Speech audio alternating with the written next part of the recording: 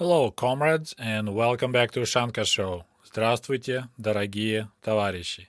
My name is Sergey, and I was born in the USSR. Just a friendly reminder that my book American Diaries is available on Amazon.com, or shoot me an email if you would like to have a signed copy. Thank you. Вы смотрите программу Ushanka Show. So today I would like to dig a little bit deeper into the topic of the Soviet housing. If you want to learn about history of my family, how we managed to get our nice 3-room apartment in Kiev back in 1980s, you can check out my video number 49, Soviet Mortgage, how my family got the apartment. So there I covered my history of the housing, but we're gonna talk general about it in this video. If you're interested in the Soviet Union, you probably heard quite a bit that Soviet Union offered free housing for its citizens. This misconception, that lie, is being repeated over and over again, especially by those so-called sovkadrochery. And a quick Russian language refresher, we already learned this word before, sovkadrocher. So that's the people who think the Soviet Union was amazing, life was perfect, and it's kind of a rude word because it means that you rubbing your one off when you think about life in the Soviet Union. So Sovka Drocher. So once again, there was no free housing in the Soviet Union. What we had, I would call heavily subsidized rent. In socialist society, there is no private property. So Soviet citizens couldn't own their apartments. So once you get a permission to move in some apartment, you live there and you pay rent every month. So here's a good example about the cost of owning apartment or renting apartment in Soviet Union. It's actual apartment bill. It combines all the fees that you occur while you live there, and it includes heating, electricity, radio tochka, if you remember my video about it, the radio, and so on. So for 5 people, it's a 2-room apartment, I assume. It says the dimensions, the size of apartment is 41.3 square meters, or it's approximately 440 square feet. So if 5 people live in that size of apartment, as I said, I assume it's a 2-room apartment, because average Soviet apartment for 1 room was about 30 square meters. 2-room about 40 to 45. So you have 2-room apartment, 5 people share it, and so that's like 86 square feet per person. Now, like average American house is 2,000 square feet for a family. So this is, we're talking about an apartment which is 5 times smaller, and they pay 21 ruble a month. And here they claim that families' average income about 400 rubles a month, which is a little bit of kind of high number, but whatever. If we take that number, like my family was making about 300 rubles a month. So paying 21 ruble with income of 400 ruble, it's about 5% of your income goes to your housing. So as you see, it's pretty cheap, and we're talking including heating, rent, electricity, and so on. So that looks really cheap, but you need to keep in mind we're talking about tiny apartment. 440 square feet, 2-room for 5 people. It's, to kind of compare, I can think of this. It's like claiming that owning Ford Fiesta 2-door and cramming 5 people in it. So look how cheap it is comparing if you have some big SUV and you have a nice room for 5 people. So of course, big SUV will cost you way more money versus having a little tiny car. So when we compare cost, like housing cost in Soviet Union, you need to keep in mind it was very small. Even ceilings were really low. So it was tiny apartments, crammed, and cheap. Okay, so let's analyze this bill. It's kind of interesting, and I'm kind of detail-oriented person, so it may be boring for some of you guys, but let's take a look. This is the average housing bill for the Soviet family. 5 people living in a small 2-room apartment, 440 square feet size. So here we go. Kvartplata. So this is actual rent Payment for apartment 5 rubles 45 kopecks. Next line, отопление, heating, 2 rubles 97 kopecks, almost 3 rubles.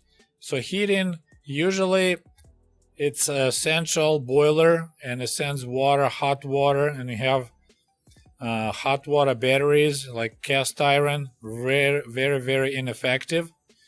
So 297. Then we have вода и канализация, so water and sewage, 4 rubles 65 kopecks, so almost a ruble per person for water supply, and it'll be hot and cold water and then sewage. Next line, освещение, which is electricity, but it's actually, you translate it as a light, освещение, but it's actually electricity. And it's interesting, in the left lane it says 4, which means it's 4 kopecks per kilowatt. And on the top it says that they used up 448 kilowatt or something. So they paid 3 rubles 38 kopecks. So that's the only thing that we could control. When you live in an apartment, you can use less electricity if you turn your switches off. Oh, next line. Radio. 50 kopecks. So half of the ruble to have, remember we already talked about it many times. So your radio going in each apartment, that fixed line, similar to phone line, but it'll be radio line, and it's a 50 kopecks every month. Next line is gas. So they had natural gas, and it's 1 ruble 65 kopecks. So it's nice to have central natural gas supply. And I said there's no meter, it's just a fixed rate every month. Next line, горячая вода, hot water. So here I should look in advance, but so you have a water and sewage earlier, but now this is a separate line just for the hot water supply. And it's a 2 rubles 15 kopecks. And the last line is коллективная антенна. So this is a collective TV antenna. I think this is the word, right? So on top of the building, there'll be a big antenna to get a TV signal over the air. And this is 25 kopecks per month. So here you are. There's your cost for the tiny 440 square foot apartment, 2-room apartment. Then you have a kitchen, then you have a bathroom. 5 people crammed in it. They pay 21 ruble a month, which amounted about 5 to 10% of their income. And after you fill this form, you actually take this paper to Sberkassa, to the local bank. And as we had only one bank in Soviet Union called Sberbank, so Sberkassa, that's the place like there where you go and you pay cash, because it's only use cash. You bring this paper and they show you that this is how much you used up every month. The only number usually is changing just electricity, and then you pay your total in Sberkassa. And quite often you can spend 1 hour or 30 minutes just staying in line with other people who pay in their housing bill. So how would you get an apartment in Soviet Union? And we're talking about cities right now, okay? Not like country, villages, cities. But first of all, you had to have the job. So you get a job, and then you find out where is that list, and you put yourself on the waiting list to get an apartment. And depends on at the factory or whatever place of work you get, list can be as long as 20 years to wait for your apartment. For example, my father, he worked at the Kiev Antonov airplane factory, and they had 20 years waiting list. And at my mother's place of work, she worked actually at kind of like a construction company. They were designing new apartment buildings, and that place was also, it's called DSK, Дома строительный комбинат, so home building, almost like factory, but called kombinat. So they were pouring walls, which were used to build the buildings. They had no waiting list at all available. So you get the job at construction company, but there was no chance to get housing through that company because they had no housing available, period. So not every place of work would offer you free housing. The easiest way to get housing and the quickest way would be joining military. So like Soviet officers, They didn't have to wait for long, especially the ones that were reassigned from place to place. Soviet army had their own buildings in every city. Like when I lived in Kiev, apartment next to our apartment, whole house was dedicated just to military families. So military families would get housing pretty quick. You also need to keep in mind that there were limits how many rooms you can get based on the size of your family. So for example, if it's just a young family, 2 people, you're only allowed to have 1-room apartment. And I mean 1 room. So that's not like 1 bedroom and a living room, just 1 room. If you have 3 people, max 2-room apartment. 4 people, max 3-room apartment. So there were those limits as well as waiting list. And now the most interesting part. So picture you living, for example, in Moscow or Leningrad, and you retire, you have your nice little 2-room apartment, and suddenly your husband or your wife started having health issues, cough, and you go to a doctor, and doctor says, this climate, like Leningrad, St. Petersburg, has a pretty poor climate. It's a lot of humidity. In the winter, when it's cold, it's humid, so it's bad for your lungs. So doctor says you need to move down south where its air is dry and warm, because you will have a lot of troubles if you remain here in Leningrad. So you need to move. And here's a dilemma.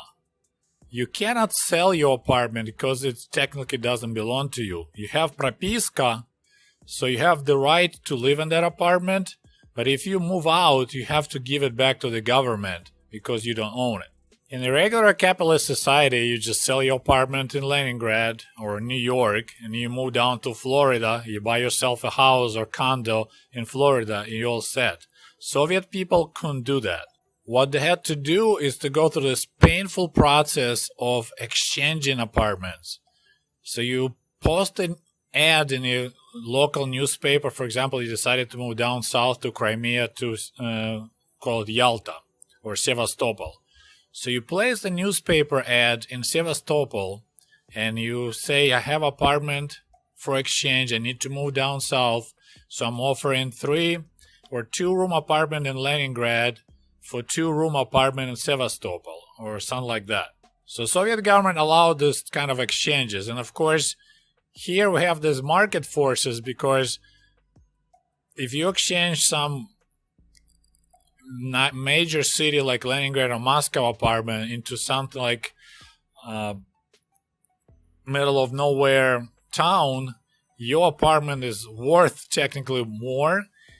So people would exchange maybe a 1-room apartment in Moscow to 3-room apartment in small town or something like that. So there was this market forces going on in the background, but officially you're supposed to exchange only like for like.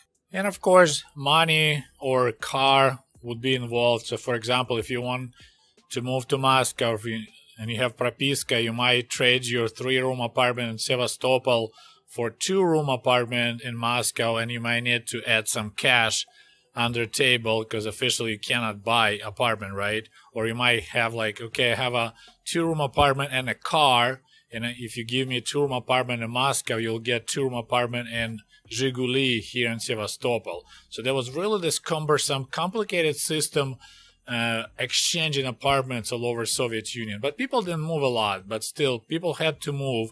They had to go through all this pain, all that trouble. Now, out of the country, it was a little bit different. So you never owned the land, but you kind of owned the house. So for example, when my grandfather, Sergei, got married and needed his own place, he actually used the old barn. He took it apart, and then he built a little house. He asked permission from the local kolkhoz to give him a small lot, and then he erected house on it, made windows. He turned it from the little barn, sarai, he turned it into a house. So in the villages, you could actually buy and sell those houses, but of course, they had no running water. They had outhouses. The only conveniences they had inside was electricity and radio tochka, and some people had like gas, but it would be in the balloons in a tank, small tank. There you have a natural gas or propane to have for your cooking. So most people in Soviet Union, if they could, they preferred to live in apartment buildings because that meant you had a hot water, cold water, you had natural gas or electricity for cooking. So you had all these conveniences. You had indoor plumbing, you had indoor bathroom. And if you live out in the country, have your own house, that means you have no running water, outhouse. So, and people, even to wash yourself, you just go to community bathroom like banya place. But everyone preferred to live in apartment buildings. And since there was no private property, we didn't have property tax. So this is kind of new thing for me in America, to learn about property tax and see where is it going. In Soviet Union, if you own a house out in the country, you don't pay any property tax. So that was nice. And speaking of conveniences, the only meters we used to have in our apartments was electric meters. So электросчетчик. So I kind of grew up with this mentality that we always turn the lights off when we don't need them because it costs money, right? But when it came to water usage, hot water or cold water, we didn't have a personal individual water heaters. It was a central supply, so you have one pipe of hot water coming in an apartment and one cold. Water was pretty much unlimited. There was no meter, and the fee was based on how many people live in an apartment. And similar situation was with natural gas. Like my apartment in Kiev, we have natural gas, so we never had a meter either. It was also based on how many people live in an apartment. You can, cook day and night, have that gas burning. Cost is the same. So of course, people never cared about that. They never bothered about saving natural gas because who cares? And actually, I recall my shock when I was in school. We had to read. I don't remember who was the author. Maybe it was Jack London, but there was quite a depressing story about this family, maybe American or British family, and this little girl trying to cook some food for her little brother, for herself. I don't remember, but the meter stopped the flow of gas because they used up their allowance. And she's desperate to cook, and she started pounding on that meter, and somehow it opened again, and she had some gas to cook. And I was so shocked, like, oh my God, how can you live like that? To have a meter that can stop on you and waiting for you to drop more money, otherwise there'll be no gas to use. That was a real shock for my young Soviet brain.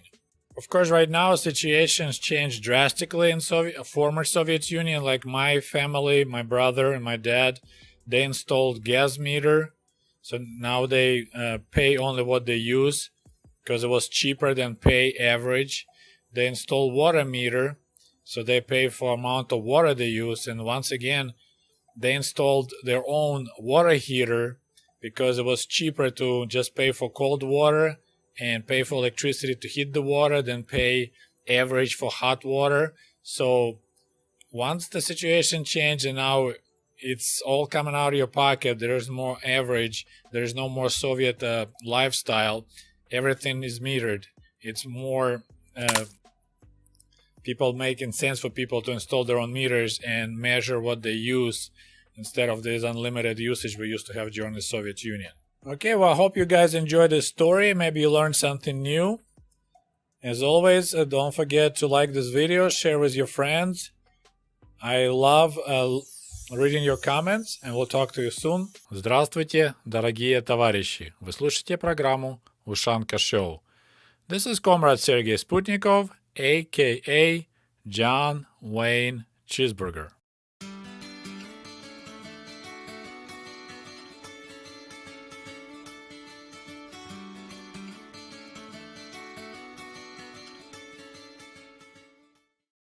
So today we're going to talk about free housing in the Soviet Union, or was it really free? I already talked about this topic several times before, and you probably should check out my older videos on this topic so we will be up to speed for this video. I'll put the links below this video, but one of the important things you need to know is how the Soviet government controlled its people using Propiska system. Propiska, it's very important to know about it, because without this signing in, I guess you can translate like that, That's the only way you were allowed to live in specific city and in specific apartment. You had to have propiska in order to occupy a specific apartment. And another video about housing is a Soviet mortgage, how my family struggled to buy an apartment. So this is the story of my family, and this should kind of make you question the whole concept of free housing in the Soviet Union. Why would people get a mortgage in the Soviet Union to buy an apartment if government provided free housing? So that's another important video to watch if you want to understand the whole housing situation in the Soviet Union. So I just want to warn you guys right away, it's going to be long and boring videos like many videos on my channel. And for those who don't like long and boring videos, I want to tell you right away that we had no free housing in the Soviet Union. We never owned the apartments. All the housing was government owned, but what we had was heavily subsidized rent. The cost was approximately 10 to 13 kopecks per square meter. So for example, if your apartment is pretty large, like my parents had a 3-room apartment, about 60 square meters, so you would pay roughly 7-8 rubles per month. So average salary was about 130-150 rubles per month. So you're looking, without other expenses like electricity, water, natural gas, it was about 10% of your income was the housing cost, but you never actually owned the apartment. And I know it's kind of like technicality, but it's free is free. Here we had affordable, very inexpensive rent.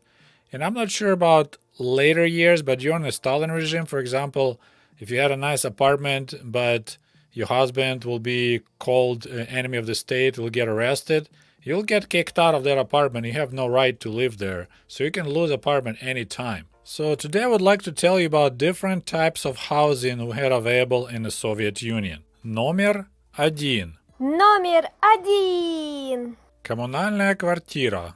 Communal apartment, or the short name was коммуналка. So that's the large apartment that maybe have 5, 6, 7 rooms that shared by multiple families. So every room will be occupied by the different family, and they share the kitchen and the bathrooms. So that's a communal apartment, коммуналка. So the communal apartment situation is quite interesting because it has a history going all the way back to October Revolution of 1917. That's how the Soviet government tried to solve a housing problem in the big cities like St. Petersburg, which got renamed to Leningrad, and Moscow, is by going into the large apartments of rich people, engineers, traders, doctors, and so on, and turning those apartments into communal apartments, коммуналки. So the Soviets came up with this law about уплотнение, and the only way I can translate it is like packing it in. So picture a jar, big like a gallon jar with only a couple of pickles. So you have a large apartment with 2 or 3 people living in it. So what the Soviets said, hey, it's too big for only 2-3 people. We have to do packing in. So we're gonna jam more pickles in that jar because there is plenty of room. So they come up with the law that you can have only 1 room for 2 kids. So if the family, for example, 2 adults, 2 kids, you only can have 2 rooms. The other rooms will be given to other families. So now out of your nice 5-6 room apartment, you suddenly have 2 rooms and other rooms getting occupied by total strangers. So this is уплотнение, the process of packing more people in every single apartment. And you may think, well, it probably was good for the like temporary solution, because it's hard to imagine to have like 5 families sharing 1 apartment, sharing the kitchen, sharing the bathroom. It's pretty wild. But check this out. In Leningrad in 1996, so we're talking 85 years, not 85, sorry, so 79 years after October Revolution, almost 80 years later, they still had 200,000 communal apartments in Leningrad, with about over 500,000 people living there. So 14% of all housing in Leningrad in 1996, so after Soviet Union collapsed, they still had 200,000 communal apartments with over 500,000 people living there. And of course, most of those communal apartments located in downtown, in the central part of the cities, in older buildings that were built before revolution. For example, when I went to Ukraine with my son, we rented apartment downtown Kiev because we needed to have air conditioning. My son couldn't live in my apartment, my parents' apartment, because it had no air. And we had a nice apartment we rented, but same building also had a couple of communal apartments. And how you can recognize them, by the entry door there'll be quite a few doorbells with the different last names. So they don't want you to ring the doorbell and 5 families not sure who came to visit whom. So you ring the specific doorbell that's gonna ring in that room. So you came to visit Ivanovs, not Sputnikovs. Number 2. Номер 2. Barracks, or as we say in Russian, baraki. So of course, probably everyone is familiar with military type of barracks. You see them in the movies like Forrest Gump. It's just a large building, just giant room inside, and there's a bunch of beds. So that's kind of similar housing type. It could be 2-story high barrack. And the only difference for the family barracks, they will have separate rooms. So every family will have just a separate room. No conveniences. And then you have a common kitchen. And then you have outside, you have outhouses. And every room will have some wood burning stove to cook and maybe stay warm. And then we'll have a big communal kitchen for cooking, like big meals and stuff like that. A lot of these barracks, they date back to 1930s, 40s. So when Stalin pushed Soviet Russia into industrialization, they were building new factories, new coal mines, and so on, like middle of nowhere. So of course you had to house workers somewhere. So they built those temporary barracks, and still people live there in modern days. And then, of course, when the World War II started, or Great Patriotic War in 1941, when they evacuated factories from Ukraine and Western Russia into Siberia, they also put them and they built barracks. And still, people utilize that housing. It's in really poor shape. And I tried to look it up. It looks like about 20% of population in those Far East areas, so it's more away from the European part of Russia. People still live in those barracks that's kind of like in a really poor condition, really poor shape, because that housing was temporarily, and it's temporarily for over 80 years. Number 3. Номер 3. Общежитие. So that's a dormitories or dorms. Общежитие, it's a combination of 2 words, общее житье, so like a common living. I'm personally experienced that for, I think, like 5 years of my life. My family, when my parents got married, they both came out of town, lived in Kiev. So they lived in a dormitory. So one level of that dormitory was dedicated to married couples. So we shared one small room with another family for 5 years. Can you imagine that beauty? So they had maybe 10 rooms on one floor. Each room had 2 families. And then they had one big kitchen for the whole floor. And then, of course, bathrooms. I mean, bathroom, I was saying just squat toilets. They didn't have showers. And I lived like that for 5 years. So I had a good experience of this type of lifestyle, live in a dormitory. But it's not like single guys, that's families. And I remember when you walk in our room, our bed was on the left side of the room by the wall. The other family had their bed on the right side. We had one table that we shared. So that was kind of separation. And of course, then we had this steel cable with the curtain, so we can draw the curtain to make a separation. So we have like 2 rooms in one room. And the worst experience from that lifestyle is when they had a baby. I was maybe already 3-year-old or 4-year-old. I just remember that baby was crying at night. It didn't let me sleep, so I was always upset and cranky. So that was my recollection of this type of lifestyle, living in a dorm, sharing a room with another family. That was not cool. And I want to thank again everyone who supports my channel on patreon.com. Thank you guys, it's greatly appreciated. Здравствуйте, дорогие товарищи. Вы слушаете программу Ushanka Show. This is Comrade Sergey Sputnikov, aka John Wayne Cheeseburger.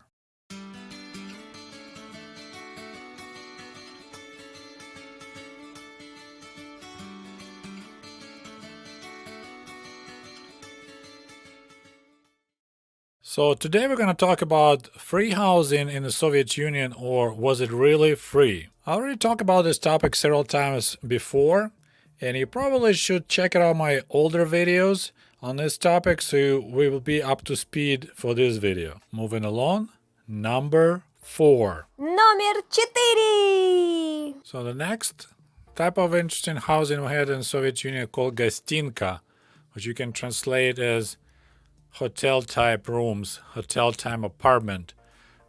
So I also lived in that one, not for a long time, maybe 4 years or so, 4 or 5 years. So after we managed to get out of the dorms, we got this гостинка type apartment. So that's a very tiny apartment, pretty much looks like a hotel room.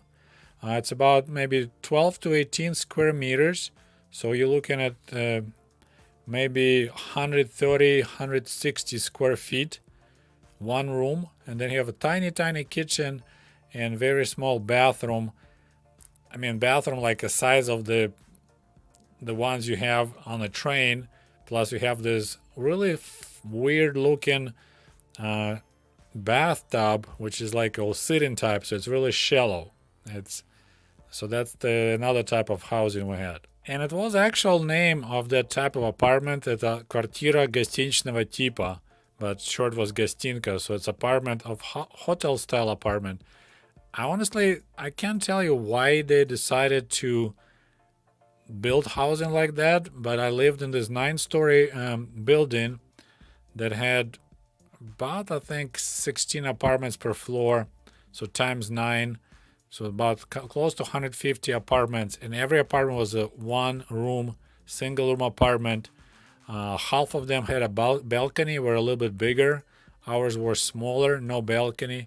But still, after living in a dorm, sharing a room with another family, to have your own tiny apartment was already amazing. Number 5. Номер 5. Okay, so now we'll be talking about real apartments in the Soviet Union and general classification. It's unofficial, of course, but it was 3 types. Stalinki, Хрущевки, и Брежневки. So they pretty much named during the periods when they were built. So during the Stalin regime, it was so-called Stalinki. Then, of course, Khrushchev, Хрущевки, and later on, Брежневки. So the housing during the Stalin era, so-called Stalinki, so that was built in 1930s until 1950s. They were like the best housing you could get in the Soviet Union. They were well built. They had tall ceiling, like up to 3 meters. They had really thick outside walls. So there was well built housing. So they had a good soundproofing. They didn't build them taller than 12 floors, so there was not many apartments on each level. And of course, because it's 30s up to 50s, those houses kind of tend to locate in the center of the city, so that's the top best location. And of course, if there was built in maybe 30s or 50s, in 80s and 90s, there'll be well-developed area with nice tall trees, so the nice parks close to shopping, close to subway. So Stalinki kind of tends to be considered the best housing available in the Soviet Union. But of course now it has outdated electrical, outdated plumbing and stuff like that. But in 80s, if you move into Stalinka, that's like really cool. Also, Stalin style apartments were famous for his monumental look, so they had a lot of architectural elements. Some apartments in Moscow, I mean, they look like giant monster castles. Of course, it took forever to build them. that was built for nomenclatura for party leaders and such. So that was slow and didn't take care of the needs of millions of Soviet people. And after Stalinki, we had Khrushchevki. So that's the housing that was constructed during the Nikita Khrushchev era. And I know a lot of people, especially my comrade Tankis, they hate Khrushchev because he was a revisionist. He changed the course of the country. He betrayed the Marxist ideals and Stalinist ideals. But he treated Soviet people like people, not just like tool to build communism. So he wanted to fix this desperate situation with housing in Soviet Union. So when Nikita Khrushchev came to power, he signed quite a few, as we say now, executive orders. And some of them were about we need to stop to build a few but really fancy housing. We need to build a lot affordable, cheap housing, affordable like for the government. So that was the result. They designed this 5-story high, no elevator, really basic, really small apartments that can be built super quickly. I think you can put like an average style Khrushchevka apartment building in about a month, 2 months, because it was pretty much like you bring parts from the factories and you just assemble it together. So you raise it in 1 month, and then inside work will take another month to paint, finish walls, put a floor cover, install the windows. And they built a lot of these houses all over the Soviet Union. Millions of people finally got their own apartments. So that's all because Comrade Khrushchev decided to push hard for this type of quick and dirty housing. My uncle Misha, so that's my mother's brother, who was the artist, his family lived in this Khrushchevka apartment. It was a pretty small 2-room apartment, and it had a little tiny balcony, of course, then a kitchen and combined bathroom. We had this term combined, so when the toilet and the shower is in one room, it's combined. The better would be have them separately. So that was kind of cool that they had this apartment. But I said that was built really cheaply, and some of them supposedly had a lifespan of 25 years. Some better built were had 50 years. So now, of course, we're looking back. It's about time for them to be taken down. Actually, in Moscow, there's a big reconstruction project, and they take down hundreds of Khrushchevka buildings and build new apartment buildings on that place. When one day I'll run out of topics to talk about Soviet Union, I may come back to Khrushchevka apartments and we'll make more detailed videos looking at the layouts. There's a lot of cool facts about this type of housing, but we need to move on. Then we have Brezhnevki, which, this is my time housing, and the apartment that we purchased, 3-room apartment in 1981, I believe. So that's considered as Brezhnevka, but we never called them that way. It was just a panel housing because it was panels that were assembled at the factory, then they bring them on the construction site and just put together. So during the Brezhnev time, they continued this extensive housing projects, building a lot of affordable housing quickly. But of course, with years, they had a better technology, quite a few improvements. Usually, Brezhnev era housing, there'll be 9-story high or 16-story high buildings. Of course, they had elevators. They had a trash collection system built in, which later was abandoned. But, you have this big tube going through from the 9th floor all the way down. And on each floor, you have this lid you open up and you dump your trash. And all this trash falls down to the bottom where the person who takes care of the trash will pick it up and put it in a dumpster.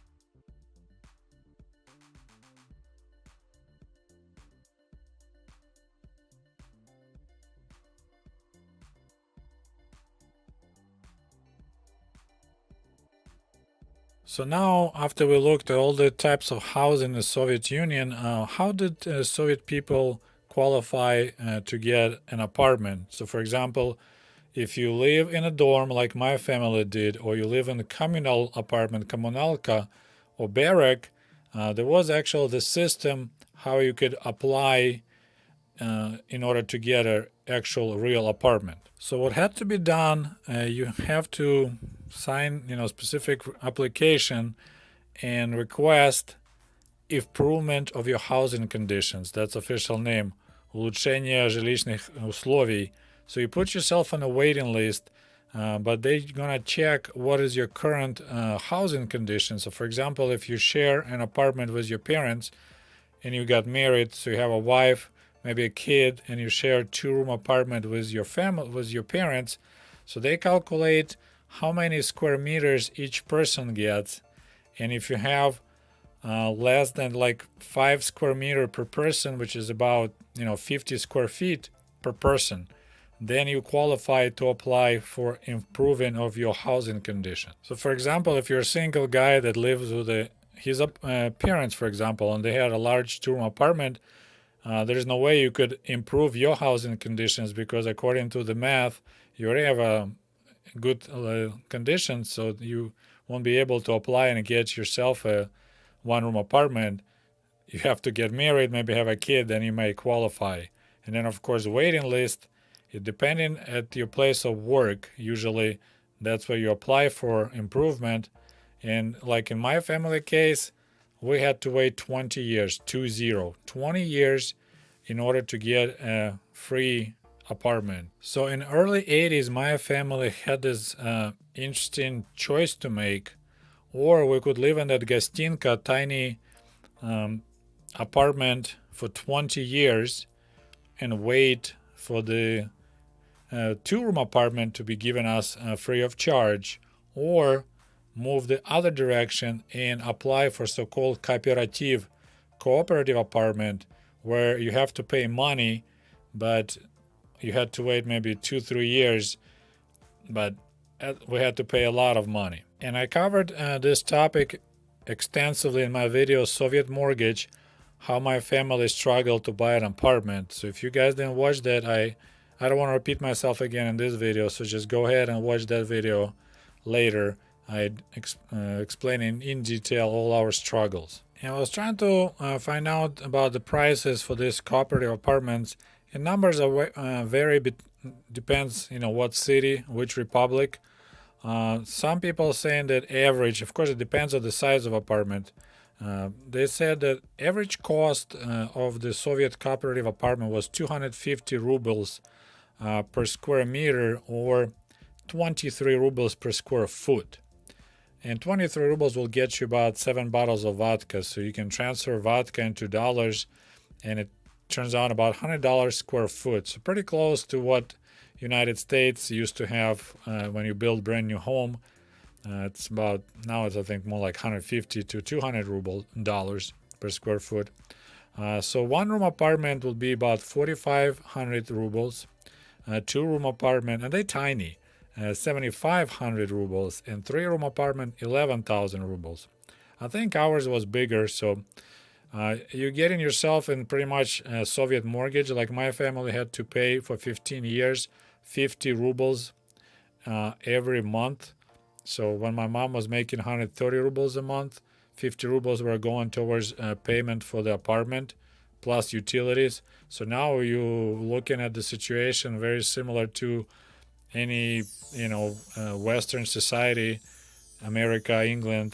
So close to 30% of our income was going towards apartment, but we did not have to wait 20 years to live in a good living conditions, to have a nice 3-room apartment. And I want to tell you something. After I started running Ushanka Show, making videos, I actually started thinking and analyzing my life and my family life in the Soviet Union, and I came to the realization you always have to pay. It doesn't matter if it's a capitalist society or socialist society, you always have to pay. The difference is, in capitalist society, you pay with money. In socialist society, you pay with your time. So here you can pay money and move into apartment or house, and then you have a mortgage and a horrible debt for 30 years, 20 years, whatever. In Soviet Union, you have to wait, so you pay with your time 20 years, some people say 15 years, in order to get so-called free apartment. Then you pay just really cheap rent. So you always have to pay, you just, or your money or your life. I mean, like your time of your life, because also it's also priceless, right? Well, if you made it all the way till the end of these long and boring videos, thank you so much. And I want to thank again everyone who supports my channel on patreon.com. Thank you guys, it's greatly appreciated. Well, I truly hope you maybe learned something new today about housing in Soviet Union, and we'll talk to you soon. Что нам стоит дом построить, только вырыть котлован, а потом поставить рельсы и пустить по рельсам кран.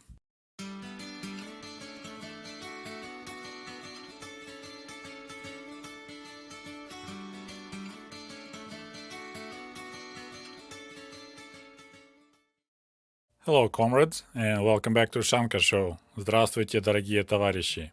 My name is Sergey, and I was born in the USSR. So today I'm gonna try to wrap up the topic of the Soviet housing. But before we start, I would like to thank everyone who supports my project on patreon.com and through paypal.com. Thank you so much, comrades. It's greatly appreciated. So this is my third video on the topic of housing in the Soviet Union, and if you just tune in, you probably want to check them out before watching this video. So we already talked about communal apartments, коммунальные квартиры. It's where several families shared one apartment.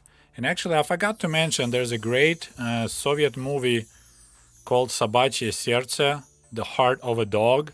And they actually showed that time period when they were making уплотнение, packing in those the large apartments. And there's a story about a doctor who constantly under siege by the local workers committee who was trying to pack his apartment in, but he constantly called some party leader and tells him, I have to cancel your medical appointment because I won't have a room to check you out. And that unknown party leader constantly stops this committee from taking over this apartment. Pretty good show. I strongly recommend to watch it. Собачье сердце, The Heart of the Dog. Then we talked about dormitories, общежития, and dormitories for single people as well as for married couples. And that's how my family started their housing adventure, is by sharing one tiny room with another family for 5 years.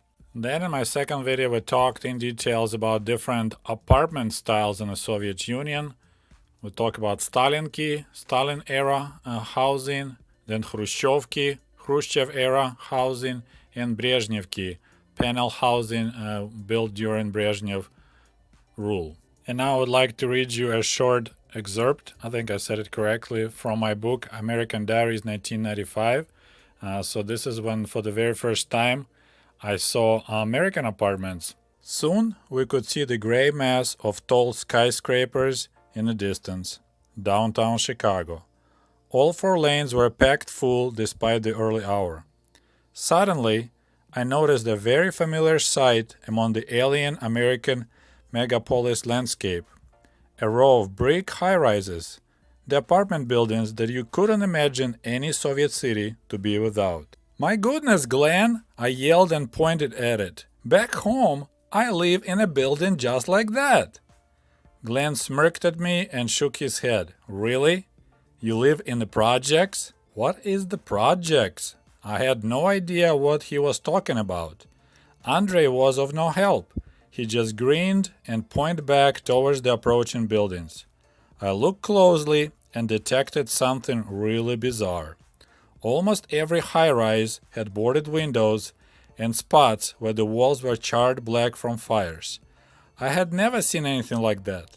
Mind you, I had lived in apartment buildings my whole life. I'm not sure if you guys heard about Cabrini Green public housing fiasco in Chicago, and kind of similar fiascos with public housing projects in other big cities, New York, I don't know if anything in Los Angeles or San Francisco, but I know at least in Chicago they actually ended up demolishing all those high rises because they just had a horrible crime situation and stuff like that. But today we're going to talk about Soviet private homes. So we actually did have people who lived in their own houses in the cities and, of course, out in the country 100%.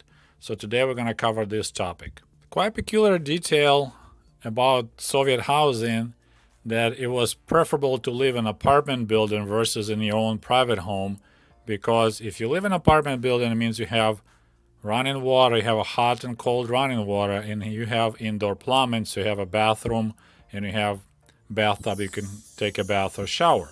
If you had a private home, it was different. For example, in the village that I constantly mention in northern Ukraine, when my grandparents used to live, pretty much 99% of homes were log cabins. Some were built of brick. The only convenience we had was electricity and wired radio. Outhouse, no running water, pretty much nothing else. And then you have to maintain heat in your house using wood burning stove. And if you live in a private home in a small town or a larger village, you may be lucky and you have a natural gas line going into your house, so you don't have to have this headache of going into the forest, getting permission, harvesting some firewood, bringing it home, then cutting and chopping it. So that could be a benefit if you have natural gas. Our village was never that lucky. Another peculiar detail, even if you own the house, you never owned the land that the house was sitting on. So, of course, you never had property tax, but technically you had to get permission to build a house in a specific lot. And then, of course, government could take away that land anytime because you don't own it. I'm not sure it was any official limits on the size of the houses that you could build, but like looking at the village where I'm familiar with, all homes are very similar in design. Usually it's 2 or 3 rooms. They're very similar size-wise. So can't tell you what a square footage, but I mean, it's a decent sized rooms, but nothing to write home about. So these houses hardly had any insulation. I mean, it's just a basic log cabin. So for example, most people in the winter had to sleep on the top of that brick wood burning stove. And then the whole house will be so cold that sometimes your water will freeze in the room where you sleep. It's a quite interesting topic about roofing for those type of log cabins. Even in 80s, I could see some old homes that still had thatched, I hope I said it correctly, thatched roofs made out of water reed. I thought it was made out of straw, but it actually was water reed, kamish. Quite a few barns, but still even several houses that old people just never had money or interest to replace roof with something more modern, so they still had those thatched roofs in the 80s. Quite popular roofing product was chiri pizza. So this is like a cement roof tiles, really heavy. That's what my grandparents ended up having on their roof, and the house that my mom lives in right now also has these cement tiles. Another popular roofing option was so-called shiffer, which you can translate like a cement roofing slate. And a lot of people pointed out right away that contains asbestos. I neither can confirm nor deny those allegations, but it was way more popular than chiri pizza because it was way lighter, easier to install, easier to repair, and I won't be surprised it had asbestos. So schiffer was also quite a few houses had that on their roofs. And of course, the coolest roofing option was metal roofing, and we had quite a few of those. Most of them you have to repaint, so you could see them. Most popular colors were green or red. And some people, they actually had a stainless steel metal roofing. And this is quite almost like historical part, because no one manufactured stainless steel roofing products in the Soviet Union, but in well-to-do villages, people had stainless steel roofing, and it's really easy to detect. You fly on an airplane, you see they shine like a mirror. And those were the best roofing because it was never would get rusty on you. So that was kind of like the Soviet mystery.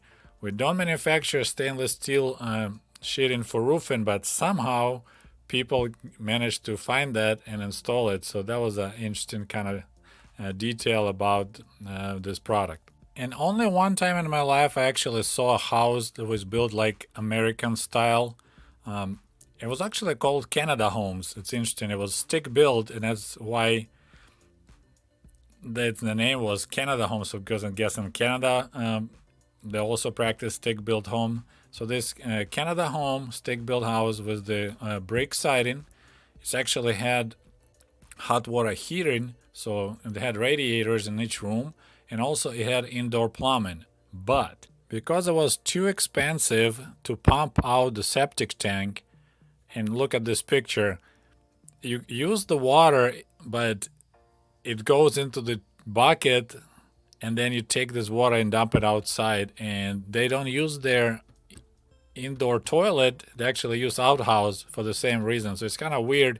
You use running water, but drainage is still manual, we'll put it that way, because they don't have like a leach field. Everything goes in the cement tank, so you need to pump it quite often because water doesn't go anywhere, and they decide it's way too expensive. So it kind of defeats the whole purpose, right? You have an indoor plumbing, but you still going and use an outhouse. I found it so bizarre. But this house has a quite interesting history. It was actually built by the factory. So there was a distillery making alcohol out of grain, and they built a home for their director. So every time you have a new director, that guy will move in that house, and the old director will have to move out if he retired or got some different job. So that was built for specifically as a housing owned by the distillery. But the people that I know, they actually managed to privatize that house after the collapse of the Soviet Union. So as you see, having your own house back in the Soviet Union wasn't really a great option. I mean, it's nice to have your own private house, but think about using outhouse in the winter. That's not really cool. And at that time, I don't know the data, but even right now in 2020, around 60%, 60, of population of Russia who live in the villages, they still don't have indoor plumbing. They use outhouses, so it tells you that things got improved, but not that much, unfortunately. Okay, comrades, well, I hope you enjoyed this video. Please don't forget to like this story, share it with your friends. Comrades, how's it going over there? This is Sergey. Welcome back to Ushanka Show. My special thanks и огромное спасибо to all my supporters on patreon.com. Thank you, comrades. It's greatly appreciated. So today we're going to talk some more about Soviet free housing. I had quite an interesting comrade join the conversation, and I would like to respond to his comment. If you follow Ushanka Show for a while, you may know by now that Comrade Sergey finds himself quite often between the hard place and the extremely heavy sledgehammer. I mean, here we go, we have people like this Comrade Palatino that thinks that this guy gives me cringes. He's pathetic Soviet romanticizer and pseudo-commie. And on the other hand, we have people like Juan Zapata, who said that you are a ёбаный agent. All your pictures are говно. Your arguments too. Look, inequality in USA. USSR was a young country, developing.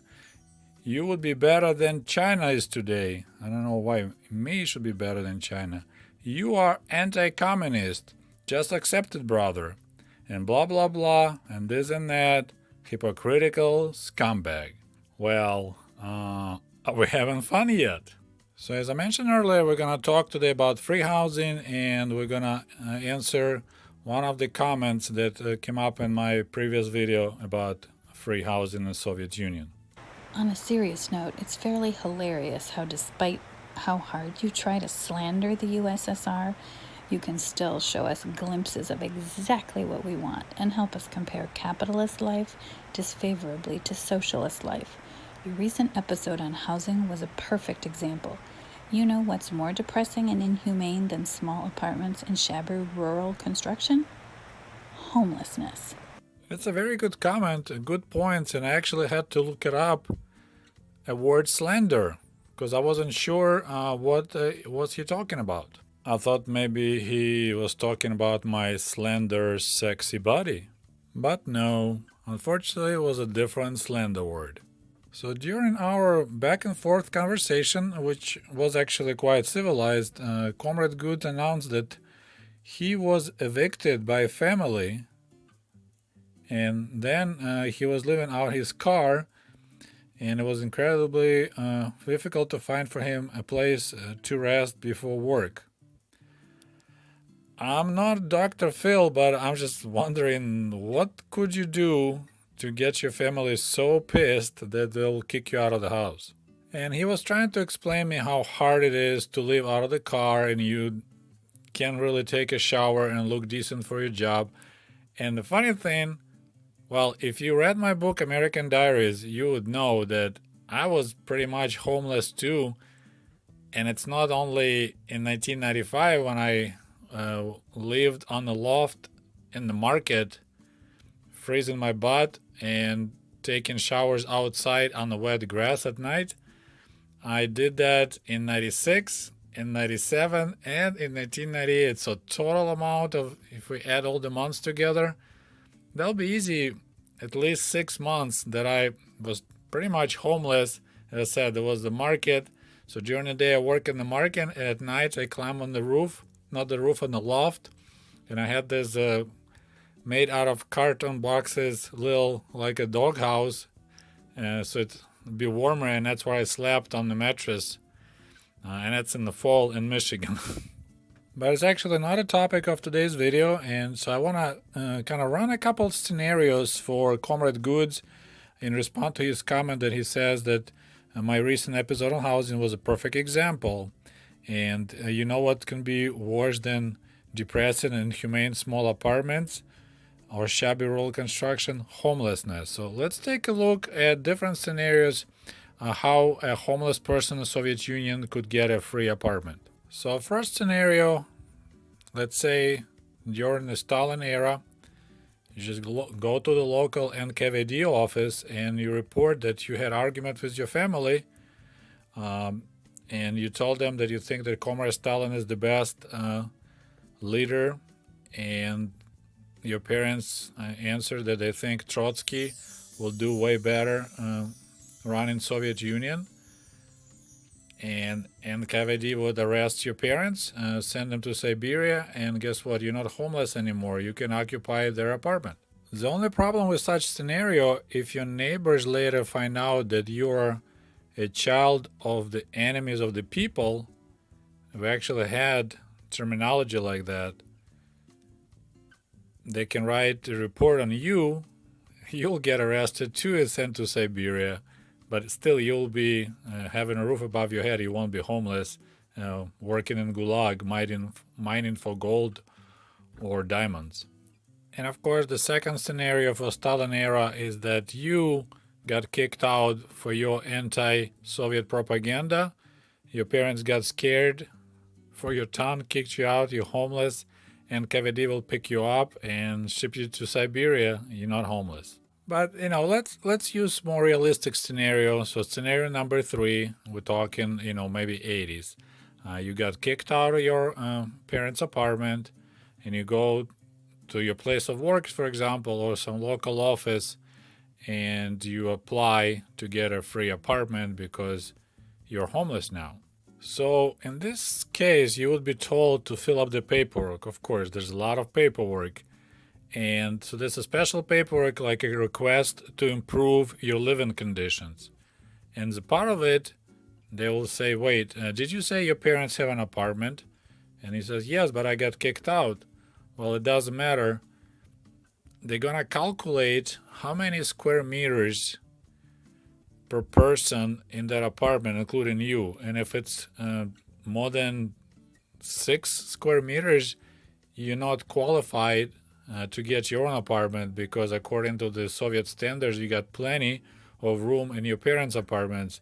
And Soviet bureaucrats don't care if you get kicked out because you have plenty of room in that apartment. So you just need to go back to your parents and apologize and try to move back in. But let's continue working through our scenarios. So, for example, you're going back to your parents and you're trying to say you're sorry and they still don't let you move in. So now you're homeless, right? Well, guess what? If you get caught twice, so you got 2 warnings, on the 3rd time, you can get arrested and go to jail for 2 years for systematic, and there's the Russian word, бродяжничество. So you're just wandering around, being homeless, no specific place where you live. It's a crime, and once again, you won't be homeless because you'll be arrested and sent to jail for 2 years. So that's your another scenario of getting free housing in the Soviet Union.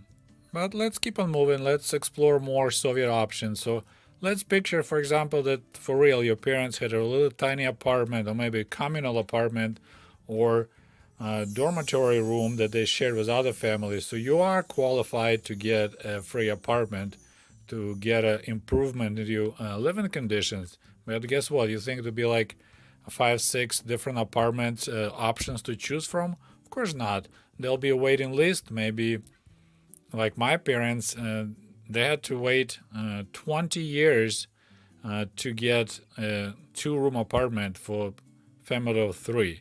So in your case, I don't know how many years there'll be waiting list. And guess what? Meanwhile, you need to find some kind of housing. Otherwise, you'll get arrested and sent to jail for 2 years for not having a housing, for living on the streets. So as you see, Soviet free housing, even if it was available, it wasn't freely available. It was a desperate need, desperate shortage. I mentioned already in one of my stories that we end up going into the huge debt, pretty much getting Soviet mortgage, because my mom like, okay, we wait 20 years being on waiting list to get a 2-room apartment, or we just bite the bullet and get this кооперативная квартира, cooperative apartment, which costs tons of money, like was 15,000 rubles, but we'll get it in a year or 2. So situation was pretty bad, and I know it sounds great, free housing, but it wasn't that free. And if you follow my channel, I was sharing the story. So first my family lived in a dormitory, sharing a small room with another family. So total of 6 people, 2 total families, like total strangers living together. I think we lived there for like 5 years.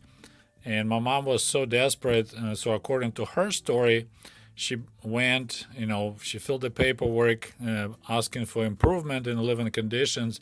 And she said she begged and cried in the office of the person who was in charge of, doling out apartments. And, now I'm a grown man and I'm more cynical. I never questioned, like, is all she had to do just to cry? Or did she have to do anything else to please that bureaucrat so he will just decide to give us an apartment, I mean, are you willing to do some sexual favors in order to move off the streets and get a little apartment? I don't know. And also when I shared the story about my uncle and his struggles in Kiev, they literally had to become squatters. They just occupied some random room in the basement and made it live in quarters for a while until they get kicked out on the street. And he sent a letter to Moscow with pictures that he's an artist and being on the streets. So free housing in the Soviet Union, it's a quite interesting topic. It's not that pretty as wasn't that pretty as many people think. Well, that's all I have to say for today. I hope you guys enjoyed this video. I'll talk to you soon. Если б знали вы, как мне дороги подмосковные вечера. Hello, comrades, and welcome back to Ushanka Show. Здравствуйте, дорогие товарищи. My name is Sergey, and I spent my happy childhood in the Soviet Union. If you're interested in the Soviet Union, I highly recommend a channel called Ushanka Show, which is a YouTube show about a guy who lived in the Soviet Union and then moved to America. He talks about life, what life was like under the Soviet Union, and it's very fascinating. So, If you follow my channel, you should know by now that Comrade Sergei is being equally hated from the far left as well as far right. So it seems as some people just don't like the fact that I don't have enough orgasmic sounds when I describe my fantastic life in the Soviet Union, while others expect total hate and despise to my recollection of the life back in the Soviet Union for whatever other reasons. But anyway, no matter. What I noticed though, that quite a few people who watch my channel probably put dislikes, so-called tankies, right? The people who think the Soviet Union was the best thing since sliced bread. They liked a lot the concept of free housing in the Soviet Union. So today I have a small update about my family living conditions when we used to live in the dormitories. Okay, so let's take a look at this picture. This was taken probably sometime around 1973, 74. So I'm probably about 3-year-old there. This is my mom giving me a bath in our dorm room. So I talked about it before. We shared one room with another family. There was no hot running water in the dorms, so my mom had to heat the water, put it in this metal bath, and right in the room she gives me a bath. So there's a table right in the front of this picture. So this is the table that separated the room. So we were on the right side looking at this photo, and another family was on the left side. And we're talking family. So 6 people or 5 people, depending if other family had a kid. And also you could see kind of footboard behind my back. There's actually metal bed. That's my parents' bed. So this is the conditions that my family lived for about 6 years. We shared a room with another family. This is Soviet free housing example for you. I will share a little secret. Right now I started writing a new book. Title should be Born in the USSR. And I'm just kind of trying to tell the story of my life in the Soviet Union from early childhood all the way till 1991 when I was 20 and Soviet Union went bye-bye. So I started asking more questions. Unfortunately, it's really complicated. I had to send messages to my brother in Kiev, and then when he talks on the phone with my mom, who is in the village, or he asking questions to my dad, and then he tells me back the answers. So I learned quite a bit more about our life in the dorms, which I wasn't aware before. So as I said, they lived in a small room shared with another family on the 4th floor of this dormitory. The rest of the dormitory was only for the single ladies. One floor, the 4th floor, was for the families. So there were a total of 9 this dual family units, so 9 rooms. Each room was occupied by 2 families. They had 2 shared communal toilets on that 4th level and 2 kitchens on each end of the hallway. So each toilet had 3 squat down stalls. Each kitchen had 3 gas stoves and a single cast iron sink with only cold water available. Hot water was available only downstairs in the basement once a week, otherwise the basement was always locked up.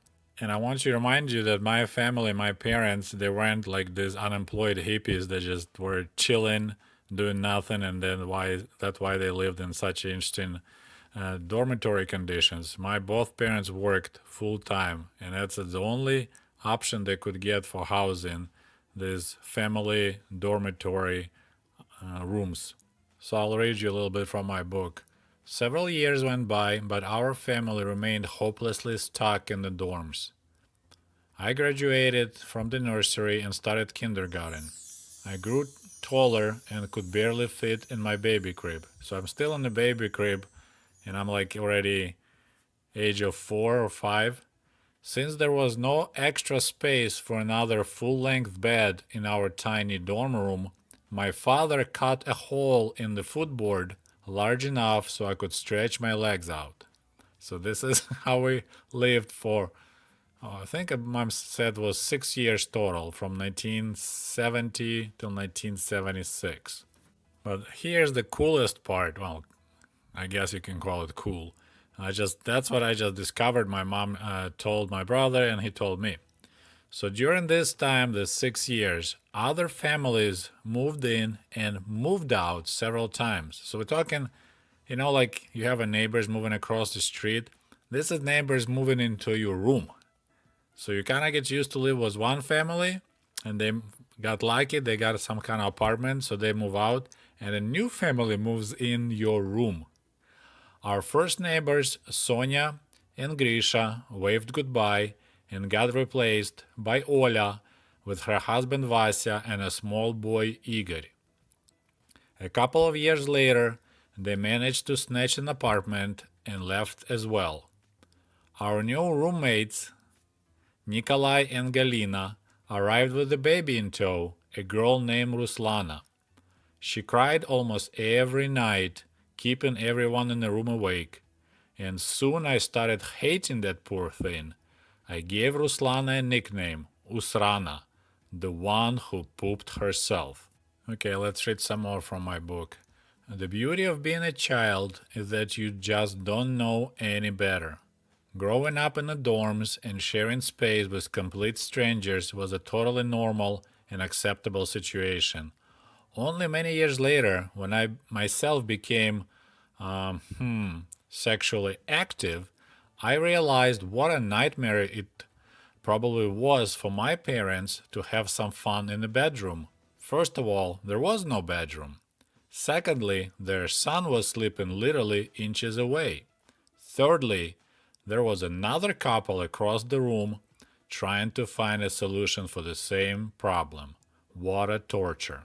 No wonder every family tried so hard to get an apartment as soon as possible, even if it was a tiny single-room studio. But even then, every Soviet Romeo knew how hard it was to bring a girl home. First, because of the parents. Later, because of the wife. So I'm still like in the beginning of manuscript, about probably 15 pages. That's all I wrote for my book, Born in the USSR. And I'm already shocked discovering all these new details because I never bothered to ask my parents about our living conditions while we're in the dorms. I just remember, yes, we lived in dorms. I barely remember that room, and it was pretty ugly. So free housing sounds like a fantastic idea, but if it's such a short supply of free housing, it's not good either. And another interesting detail about Soviet housing, since it was government owned, even if you manage, for example, to get a two-room apartment, and you may want to rent out one room to have extra income, you weren't allowed to do it. It was illegal to rent rooms in your apartments because apartment wasn't yours. It was owned by the government. It's only if people had like a private home, so-called частный сектор. So if you live out in the country and you have a house, you were allowed to rent a room. But in the cities, all the apartments were government owned, so no rent was available. And another kind of curious detail about housing. So since we had kind of same salaries across the board, so factories couldn't compete on salaries. If they short on people, they couldn't offer more money, so more people will show up. So they will build maybe like dormitories and offer, hey, if you work for us, we'll provide you with a bed. It's like койка место, not really, we won't provide you the full room, but we'll give you a bed in the room in our dormitories. And it's like famous, одиноким предоставляется общежитие, single person will get dormitory. So that was the way to entice people to work at specific factory. So for example, when my father came to Kiev, he lived with his sister. She already had an apartment in Kiev, and he was searching for work, and he ended up getting a job at the Kiev aircraft factory, and they provided dormitories. Same way with my mom. When she arrived to Kiev from the village, she lived with her brother, with his family in an apartment, and then she got a job at the kindergarten, which didn't provide any housing options. And then they had an issue, and basically her brother's wife, the sister-in-law, said, you need to move out. We don't have enough room. So she actually slept in the kindergarten, like on the floor on the mattress when the kids were gone, and she started searching for a job that provided dormitories. So that's kind of how my mom's work history began. So such were the realities of Soviet free housing. It was quite a shortage, and if you lucky to get your own apartment, they were pretty tiny, but of course they were next to free. You still had to pay rent, but I believe for like a one room apartment, it would be like something like 7 rubles a month. So when you make, 110, 120 rubles, to pay 7 rubles, I mean, it's like less than 10% of your income. It's a pretty sweet deal. Well, comrades, I hope you enjoyed this short video. Don't forget to like it, share with your friends, and we'll talk to you soon. До свидания. Stories about life in the Soviet Union. My name is Sergei Sputnikov, although some people like to call me John Wayne Cheeseburger. And back in 1971, I was born in the USSR. So she does laundry in the machine? Or do you think she doesn't do laundry for the other 9 months? Why are you talking shit about Ukraine and Russia? In all, Ukraine probably only one woman so washes, but you show as if so all Ukraine lives. You don't want to show the real good Ukrainian villagers with big, well-maintained houses, with roses under the window, with sidewalks, with foreign cars at the gate, with satellite dishes on the roofs. And you don't want to show magnificent Ukrainian cities? You! Don't you love these comments? They're so passionate. It's like adding some spice to my bland, long and boring videos. Thanks again, Lisha from Finland, who's helping me on these comments. So today it's a little bit unusual video. I want you to show actual Soviet era housing. That's the building that I grew up, and my brother was kind enough to record this short video.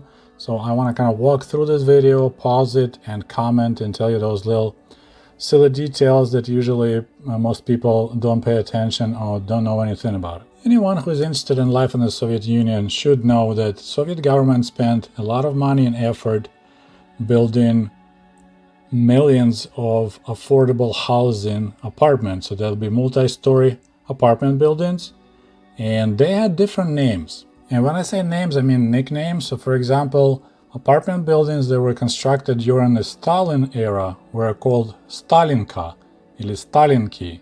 So those were kind of more fancy looking buildings and had taller ceilings, and usually considered that Stalinki were like the premium housing.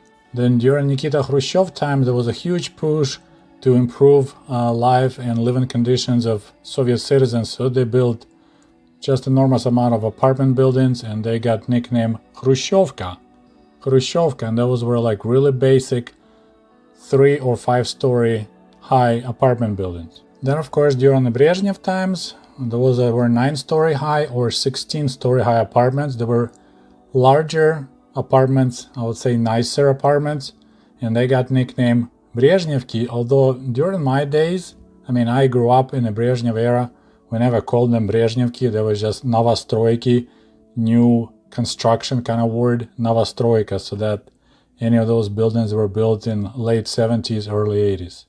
Otherwise, now it's official nickname, Brezhnevka. So after spending first 5 years of my life in a dormitory, общежитие, as we say it in Russian, when we shared one room with another family, my parents managed to get an apartment in this building. This type of the building called Gastinka. So that was built around 1975-76. What's so special about this building, it's only 1 room apartment. There was nothing else. So it's kind of like a hotel type apartment building, because every room just like a small, almost like studio style apartment, tiny room, and then tiny kitchen and tiny bathroom. Of course, we didn't have air conditioning units, all new. But this is the building that I lived for about 4 or 5 years, Gastinka. And if you're new to my channel, I already explained all my housing history in a video called Soviet Mortgage, how my family struggled to get an apartment back in the Soviet Union. So please check that video out if you're new to my channel or you somehow missed it. So long story short, my parents had a choice of wait for 20 years to get an apartment, like 2-room apartment through my dad's job, or purchase so-called кооперативная квартира, cooperative apartment, which we ended up doing.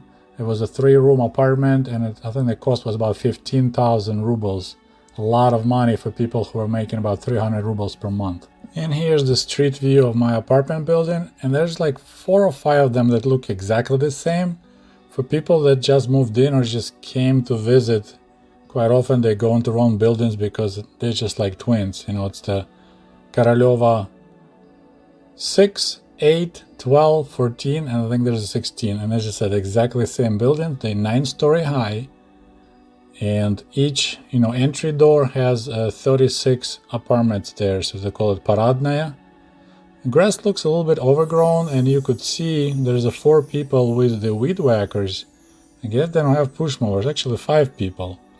They're taking care of the grass, so that picture was taken sometimes in the middle of the summer, so they let the grass go knee-high, then they go with weed whackers and cut it down. So let's have another look at the satellite image of our building. That's a square bump on the roof of the building. It's so-called подъезд or paradnaya, so that's the entry door, and it has an elevator and stairs and 36 apartments. So our building had total of 9 those entry doors, so 9 подъезды, total of 324 apartments, and apartments were 2-room apartments or 3-room apartments. So, and it's kind of pretty large size, for the Soviet standard. And when I mentioned that we had several buildings that look exactly the same, there's like a satellite image from a further distance. So this is so-called жилой массив. So it's like a living development, I guess you can translate. And starting from the Zholodeva Street, that's the first one. So it goes 4, 6, mine was number 8, then was 12, 14, and 16 is almost identical, slightly shorter. So exactly same 9-story buildings in exactly same shape. So all this area pretty much was developed around 1978, 79. I think we moved in 1981. And there's some newer buildings were added. But most of this massive is 9-story high buildings, and used to be a village and a river and a lake. Everything got taken down. A river was buried underground, and they put this large area with a lot of buildings like that. Okay, so back to the video of my brother. So what I want to do, I will show you guys the whole it's a pretty short video, and this is how I always walked back to my apartment, is walking this path into the arch and then into the door which leads to our apartment. So we'll watch the video just with the little music, no comment, and then we'll play it again, and I'll pause and I'll explain a lot of interesting details about this building and general lifestyle and how people used to live in the Brezhnevka apartment buildings and how it's different in modern days.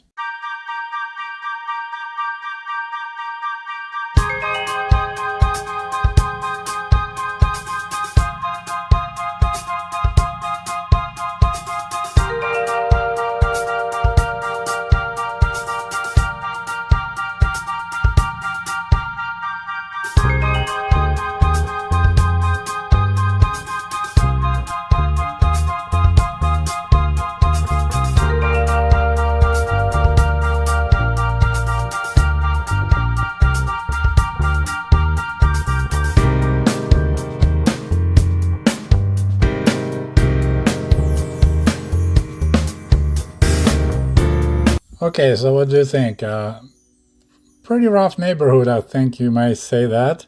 And actually this Yuzhnaya Borщegovka, southern Borщegovka area considers kind of like a, I don't know, would be an analogy like a maybe rednecks of the Soviet population, because it was mostly people who moved in there were like blue-collar workers. So like my family, people who came from the villages, so they don't have a lot of city culture.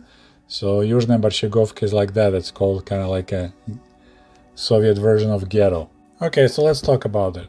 First of all, you probably noticed, if you live in America or Western Europe, you notice this dirt path, so-called tropa or tropinka. In Ukrainian we say stezhka. And it's always kind of like, when you're a foreigner, you notice those right away. When I lived back home for years, there was like, I never even noticed. But this is actually tells you a lot about people who lived in the area. it actually tells you they're really good in math. Because it's obviously that if you look at triangle, original design by the architect, you walked out of that arch and you go straight, then you turn left. There is a blacktop path for pedestrians. But of course, Soviet citizens knew if you walk on diagonal, on that longer side, we call it hypotenusa of triangle, you will save a couple of meters and you will save on wear and tear on your shoes. So in this case, the Soviet citizens will do the shortcut, and it's just pretty much the new way that everyone is walking for years. You see, it's well-traveled path. No one bothers to use the blacktop road that the architects designed. They all choose the shortest way. But it was kind of really bizarre. After I lived in America for a while and I came home to visit, I think I didn't visit my family for 4 years in early 2000s. When I came home, this kind of what I saw, those dirt paths, they were bothering me so much. It's like they were like hurting my eyes, and of course grass and all that other stuff. But these paths were driving me nuts. Although before that, I lived in this apartment building from 1981 pretty much till 1999. So we're talking a lot of time, right? Many years. It never bothered me. I lived in America for only 4 years, and that was hurting my eyes. It was actually bothering me so much that I began taking photos of this path, and I call them Narodnaya Tropa, people's path. So, it's the most practical, the shortest way to walk between the buildings or towards the bus stop or train stop. So I began taking photos because I was like, why people do that? It looks so horrible. And of course, as I said, different topic is unmowed grass that no one mows often, and so it looks pretty bad. But those paths, that was annoyed me the most. The next interesting detail is these two balconies. They look quite different, and it tells you that no one actually cared about general look of the building. There was no architect, no get approval like, hey, can I build and paint gray color when everything else is this kind of white off-white tile. But originally this building had balconies without any structures on it, so people added later on, it was called остеклить balkon, to glass up the balcony. So instead of open balcony, people will put this pretty much like wooden frame with windows, and you create kind of more cozy, almost like a summer room. And it also prevents, when people smoked on the upper balconies, they will throw the cigarette butts after they're done. Quite often we had fires because that cigarette butt, still smoldering, will fall in someone else's balcony below, and they had some materials like old newspapers or something else that can catch fire. So there was always a good idea to glass up your balcony, to build this kind of little room on the balcony. This way you keep the trash away falling from above, and of course it prevents people from climbing into your apartment through your balcony. If you watched my video about Soviet era cellars, a video called Exploring Soviet era cellars, potato bunkers built like a nuclear shelter, I also mentioned that some people had a cellars added to their balconies. So that second balcony, that gray color, that's what people did. You see, they expanded below, so there's a brick down there, and then they have a hole in their balcony floor to get down there, and that's what they use for storage, to store their potatoes. And another interesting detail, they got quite greedy. They actually expanded their balcony out quite a bit, probably looks, 3-4 feet out. So the whole thing, they just wanted extra room, and looks like no one minded. So they actually did quite an addition for their apartment, put in that balcony bottom, and as well as expanding the balcony itself. Alright, so as we walk closer to the building, there's another balcony. And this one is interesting because, first of all, people were aware of the general design of the building. So they found a matching tile, because it has kind of this like orangey brick color tile on the bottom of the building.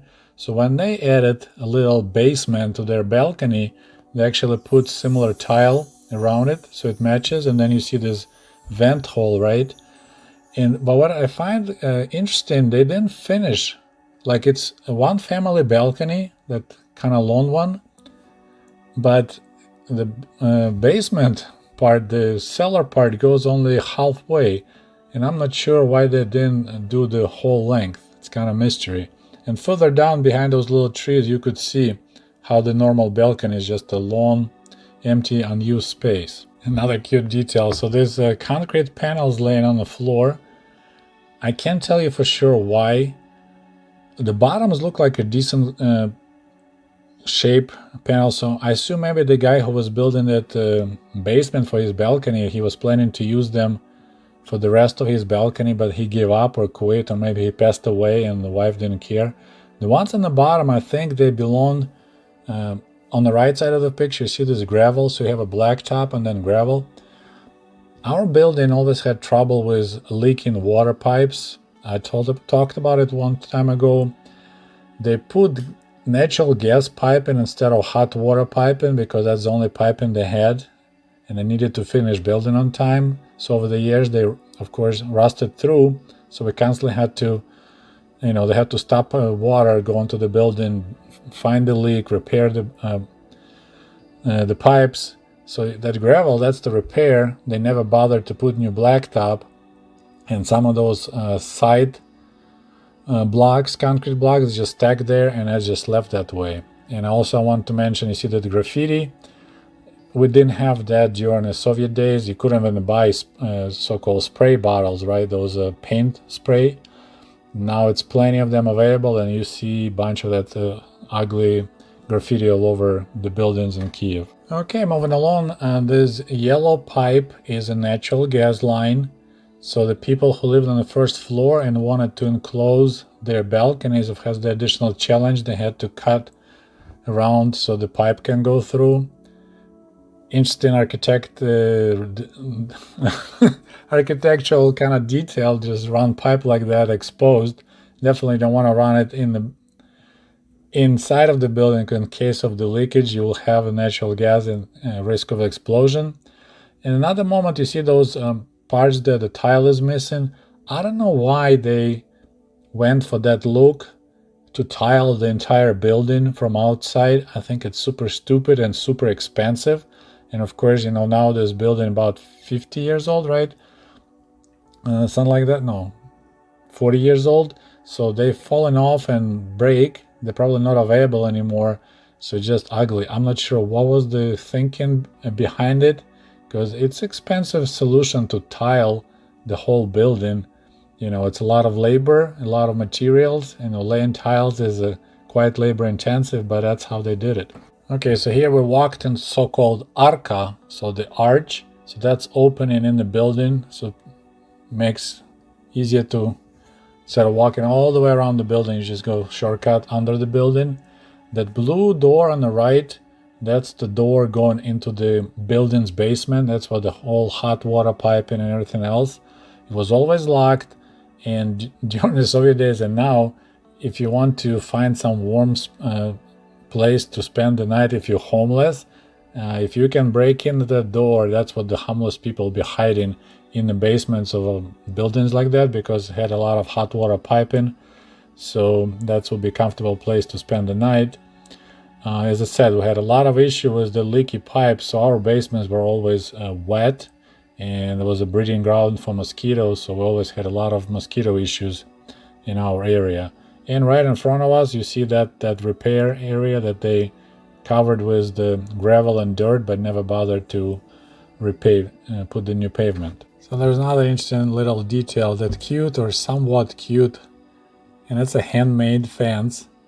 It has some plants growing behind it. The main reason it exists is to stop people from making shortcut going into that building. So people made the fence and made people walk all the way around, because for years it was also a shortcut right under the windows of people. So that's what they did. They built a fence so it's not convenient to hop over, planted bushes just to prevent other comrades to make a shortcut here. Okay, so here we're almost out of the arka. So that's the area. If we turn right, there'll be the door going to my part of the building. And look at the cars. There's a lot of conversation, a lot of attacks on me from tankies that scream look how much worse people's life became after collapse of the Soviet Union. I can tell you one thing, during the Soviet days, there was hardly any cars parked around our buildings, maybe like 5 cars or 6 cars for the whole building, which is 324 apartments. Now, these poor Ukrainians that hardly have any money to pay their bills, they don't know where to park their cars. You see, like any spot they can find, and they park their vehicles, like sleva on the left. You see that's the Škoda. That's a Volkswagen-owned brand from Czechoslovakia or Slovakia now. Straight ahead, that orange car is a Deu, assembled in Ukraine and ZAZ factory. I'm not sure what car is on the left. Maybe Audi or maybe Mazda. I'm not sure.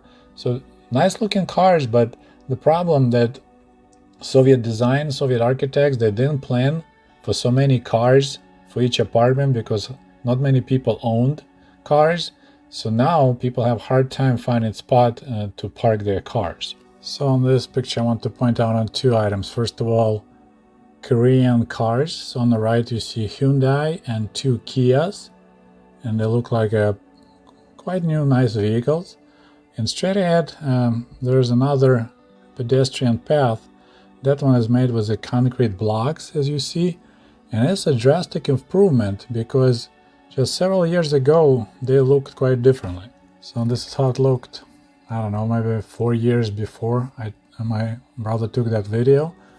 And that's mostly due to the tree roots. Trees grew, roots got bigger, and they created this funky, almost like an earthquake was here, path, and I was like that for years. Okay, so what you see here, that the great color wall, this is actually insulation added to the apartment wall. So people paid, so they replaced the windows. There's a more modern kind of, they call it Euro style windows. They better quality. The old Soviet windows just plain wood, and wood shrinks, or if it's humid it swallows, so it's hard to open close windows. This is modern windows, and insulation was the concrete over it.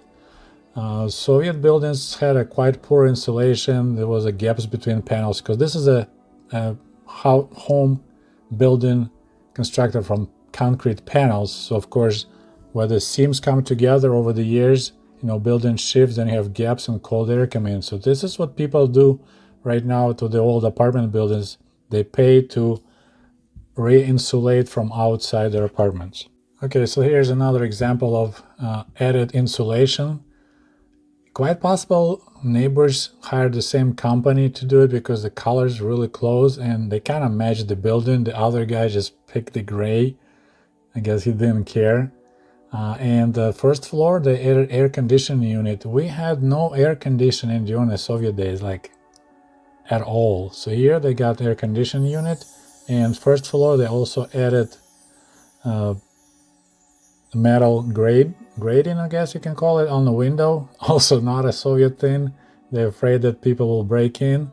So that's kind of started showing up on the first floor apartment buildings. People will put this metal reshotka, like a grating, to protect from thieves breaking in.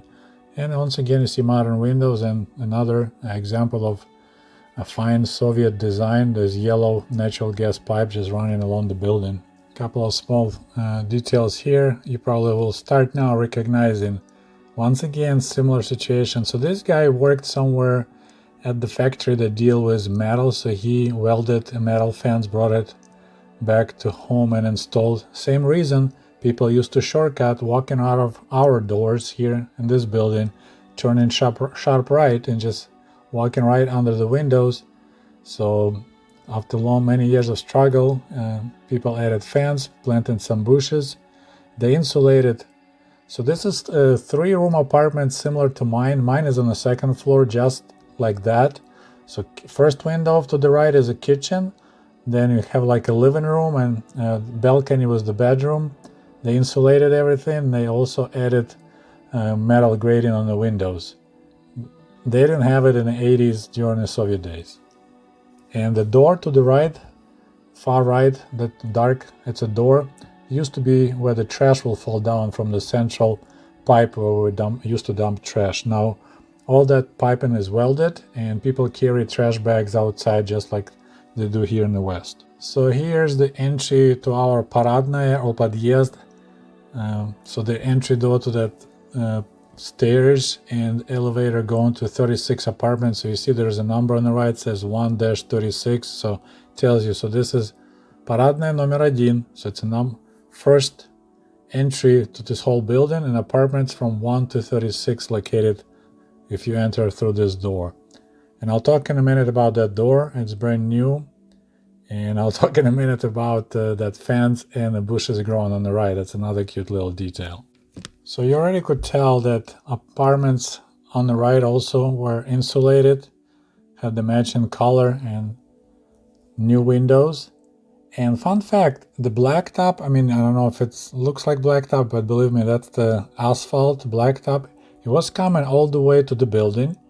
And what was happening, that's when people started buying cars. So after the Soviet Union went bye-bye in 1991, they were parking cars like right next to under the windows. So that was annoying for people. You know, you start the vehicle in the morning, it's quite noisy if the car right by your windows, especially in the summer when people have windows open.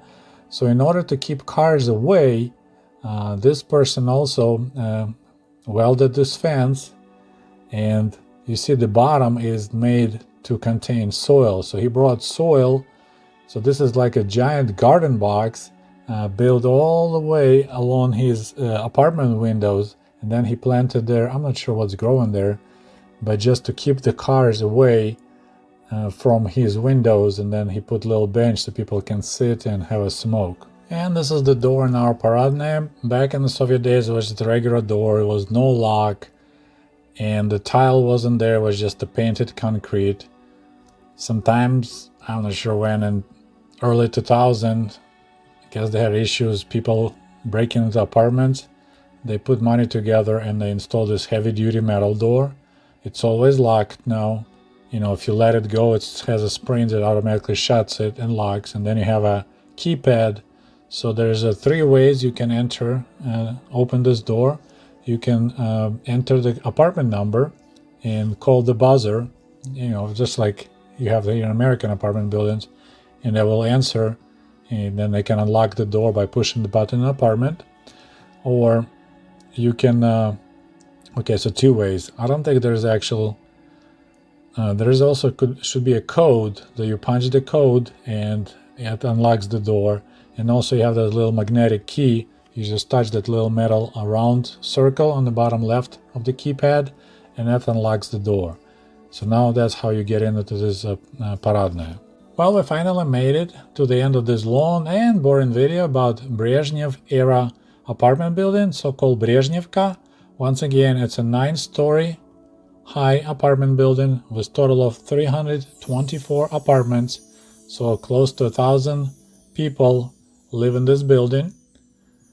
And it's definitely needs some serious facelift or upgrade. I'm not sure what lifespan of such buildings. I believe probably around 100 years. Then they need to be taken down. So they said it was built around 1980, give or take. So it's got its 40 years of its life, and it's looking pretty rough. Well, I hope you enjoyed this video, and we'll talk to you soon. My name is Sergey Sputnikov, although some people like to call me John Wayne Cheeseburger. And back in 1971, I was born in the USSR. Okay, so today we return to the topic of the Soviet housing, and we're going to talk again about Brezhnevka style apartments. My brother was kind enough to record second video. If you missed my first video, please check the video My Brezhnevka. So let's go. So in this video you'll see what you find inside of the entry into the apartment building. It's a 9-story apartment building built in around 1980-81. And we will walk you through several moments that I think are kind of interesting to know, and you maybe learn something new. Right away I want to mention, so this is entry into our paradная apartment entry. 36 apartments, and this behind this door you see the number from 1 to 36. It kind of helps people to figure out, because you come to the end of apartment building and you're not sure is it the very first or at the very last. So to make life easier, people put the number like, hey, this is the very first paradная, so you'll find apartments from 1 to 36 here. And on the bottom right, you see this little ramp. This is kind of new. We didn't have that ramp when the apartment was built, and for years, if people, we didn't have anybody handicapped in a wheelchair, but of course there was quite a few young mothers with the strollers, so they always had to struggle to lift their stroller over the steps. So that was added later. I already made a video a while back on this topic, how the handicapped people lived in the Soviet Union, and you're welcome to check it out. So here we step inside into an apartment building, and once again you have another 6 steps. So if you have a bike or you have a baby carriage, it's quite a challenge. For a long time, women wait for some guy who comes in or comes out to ask for help, but later, unfortunately you don't see it on this picture, but right next to the stairs to the left, there is like this kind of ramp that can be lifted out of the way or laid down if you want to push the stroller up. So that was added by people who lived there, wasn't a government designed device. Okay, so there's pink tiles on the walls. It's a new thing. I never had that when I lived in this apartment building in 80s and 90s. Several years ago, there was a big sport events going on in Ukraine as well as other European countries. I can't recall what it was. Maybe it was a soccer competition, but apparently there were some funds provided by European Union to do some facelift of the Soviet era apartments in Kiev.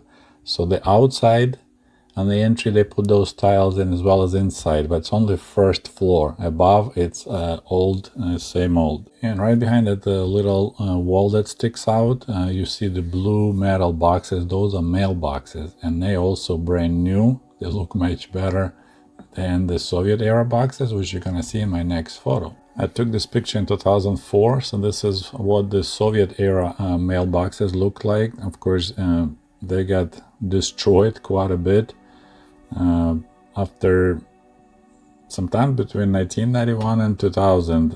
There's just some people were just acting crazy, and they were just destroying stuff left and right. I'm not sure what that anger was about, but yeah, they were just busting mailboxes, throwing burning newspapers inside. Then later, people who lived in apartment buildings figure out they need to lock the entry door. Prior to that was never locked, and then situation improved, and of course then they got nice brand new mailboxes. But this is a sad look of the mailboxes from the Soviet era. So here it's kind of cute little detail. You see the elevator doors, and sometime in the past they had to replace one of the sides.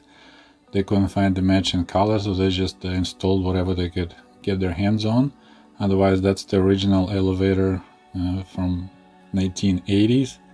So that's what, pushing, my goodness, 40 years, something like that, being in service. And our elevators were famous for people being stuck.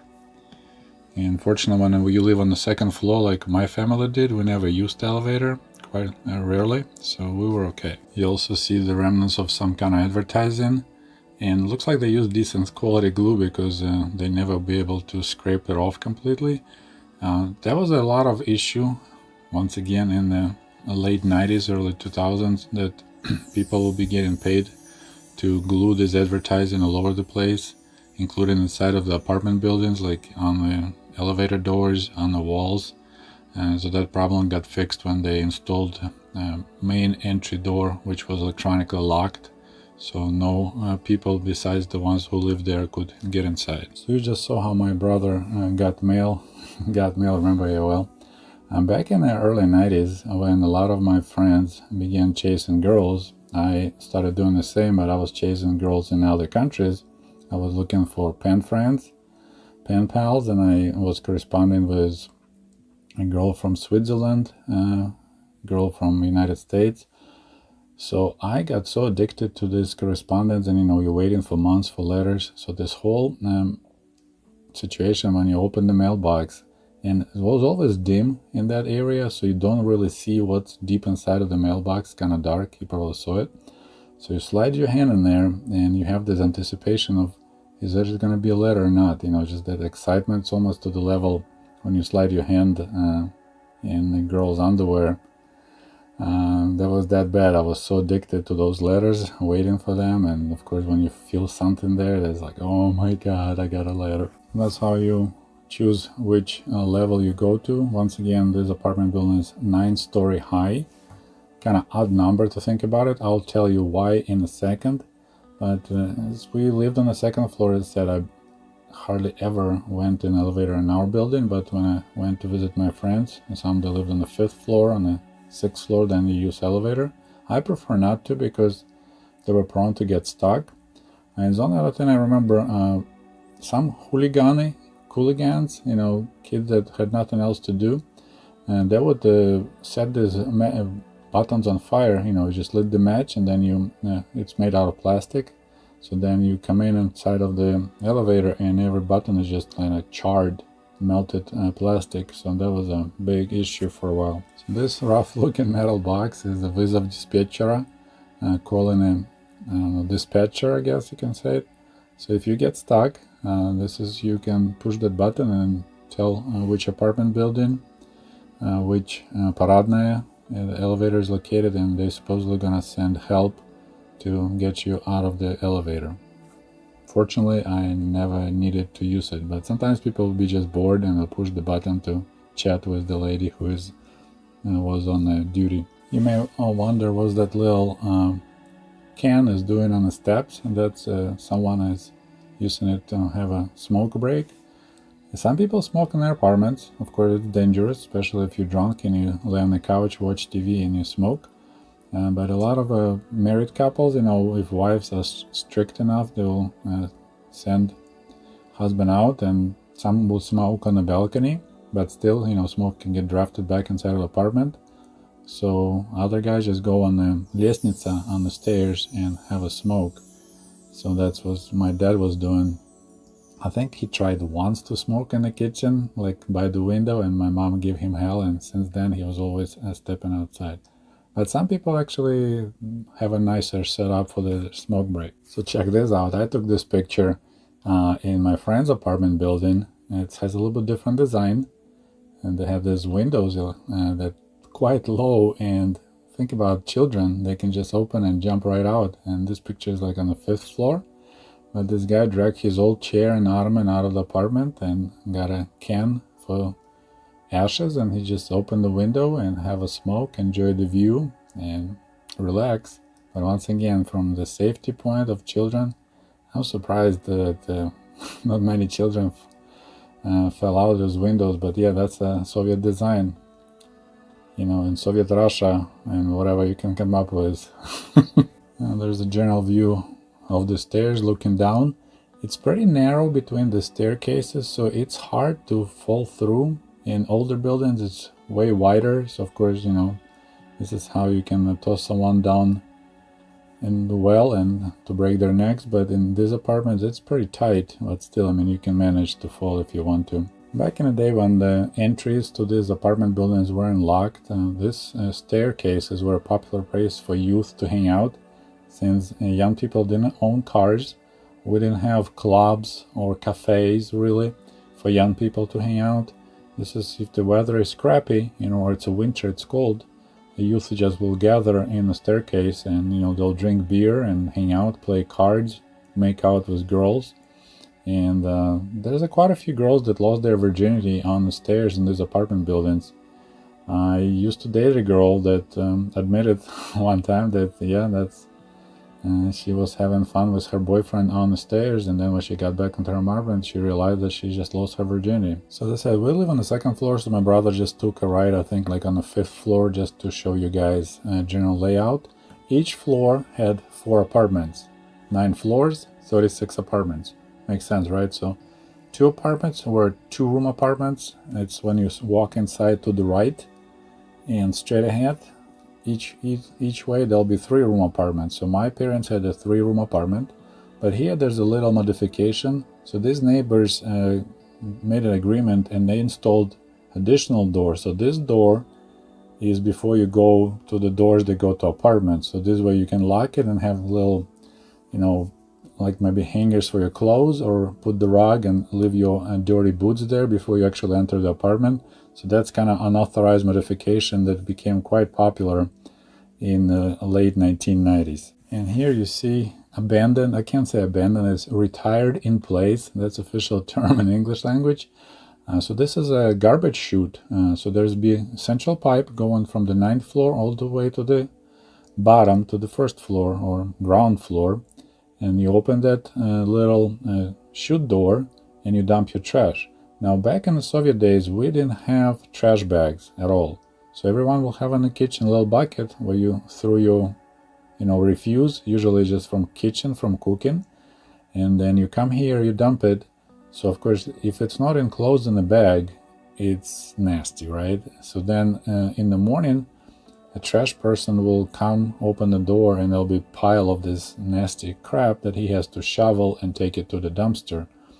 And another problem with this trash system is that the walls inside will get, all the crap will get stick to it, food remnants, and then it will be, of course, rotting, attracting all kind of bugs, especially cockroaches, and that will be awesome traveling path for them. They have a lot of food and they can travel from floor to floor.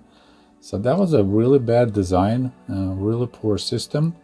So finally, when trash bags became available, pretty much everyone welded shut these doors. It's abandoned. No one's using this trash collecting system. But here also you see it's a storage for some extra sink and another can for smoker. And also you might notice that there are vinyl floors on the floor. That was installed by those two people that lived nearby. They're just trying to make it look nice. And they painted this abandoned trash chute because in other apartments they looked way more rough. So as you see, in this trash chute was welded in place. Just a rough, quick weld. No one bothered to paint it. So that was taken in apartment of my friends. And next you'll see the trash system that's still in service in Russia, Far East, Vladivostok. And it will show you how it works and how it looks on the bottom.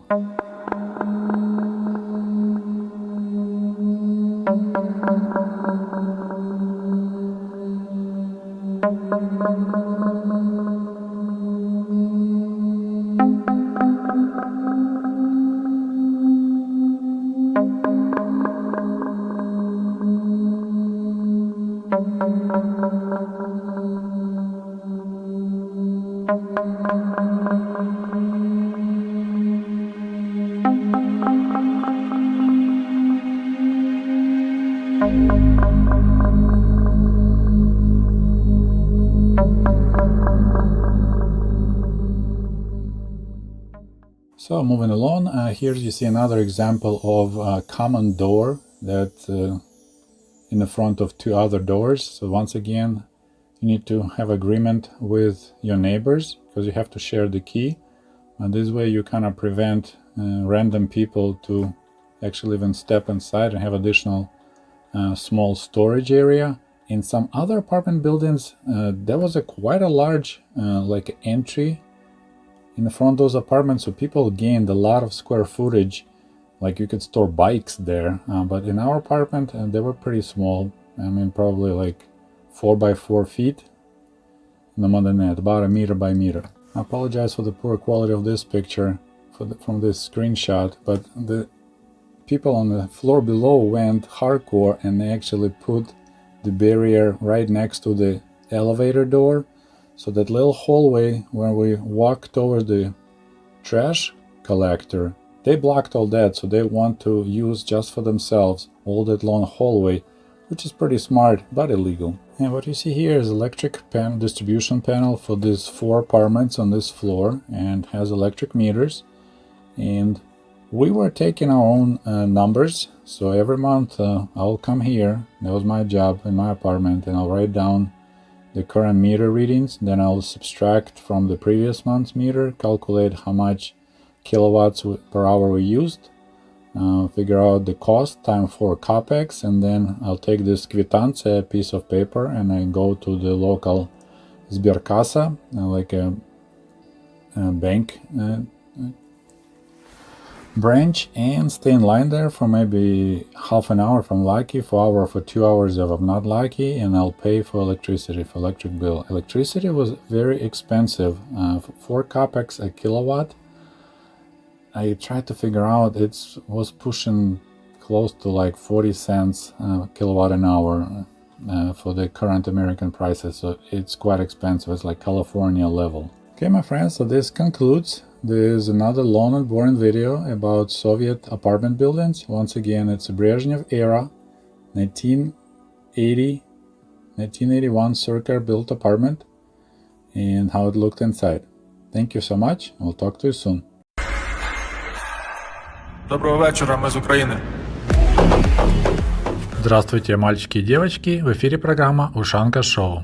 Hello, boys and girls, and welcome back to Ushanka Show. Stories about life in the Soviet Union. So today I will try to compare my housing situation back in the Soviet Union with my housing situation here in the United States of America. And by the way, if you're new to my channel and wondering who the heck is this guy with such a cute accent, my name is Sergey, and back in 1971 I was born in the USSR. All your videos are deception and slander. Your videos are bullshit.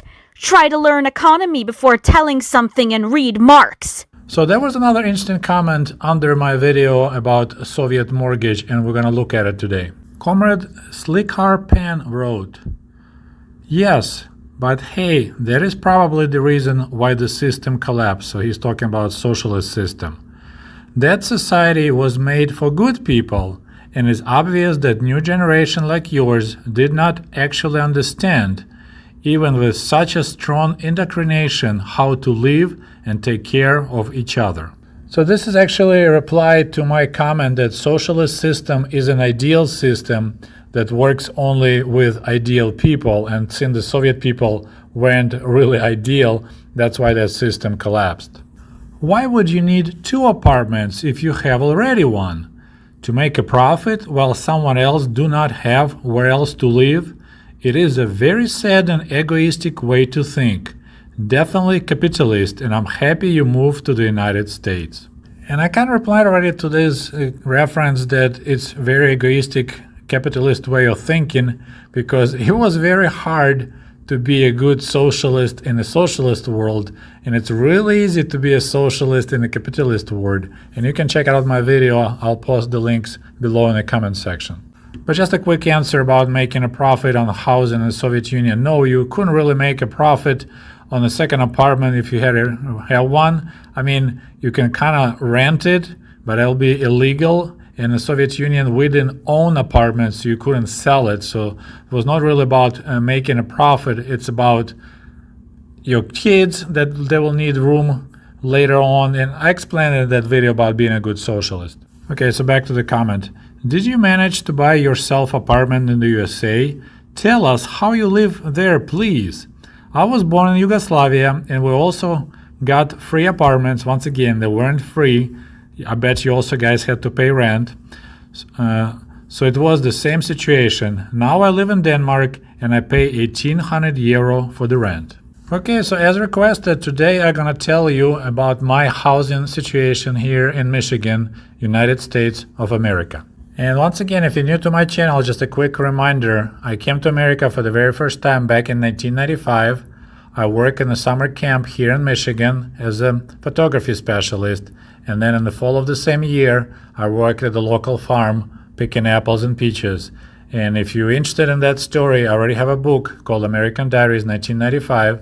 It's available on Sputnikov.com or Amazon. So this is my very first home in America, this little tiny A-frame. Of course, it didn't belong to me and I didn't have to pay rent. So that was your free housing in America. So summer camp provided with housing and food for people who work there. So from the middle of June till the middle of July, I lived in this tiny A-frame that I shared with another guy. He came from Tanzania, Africa.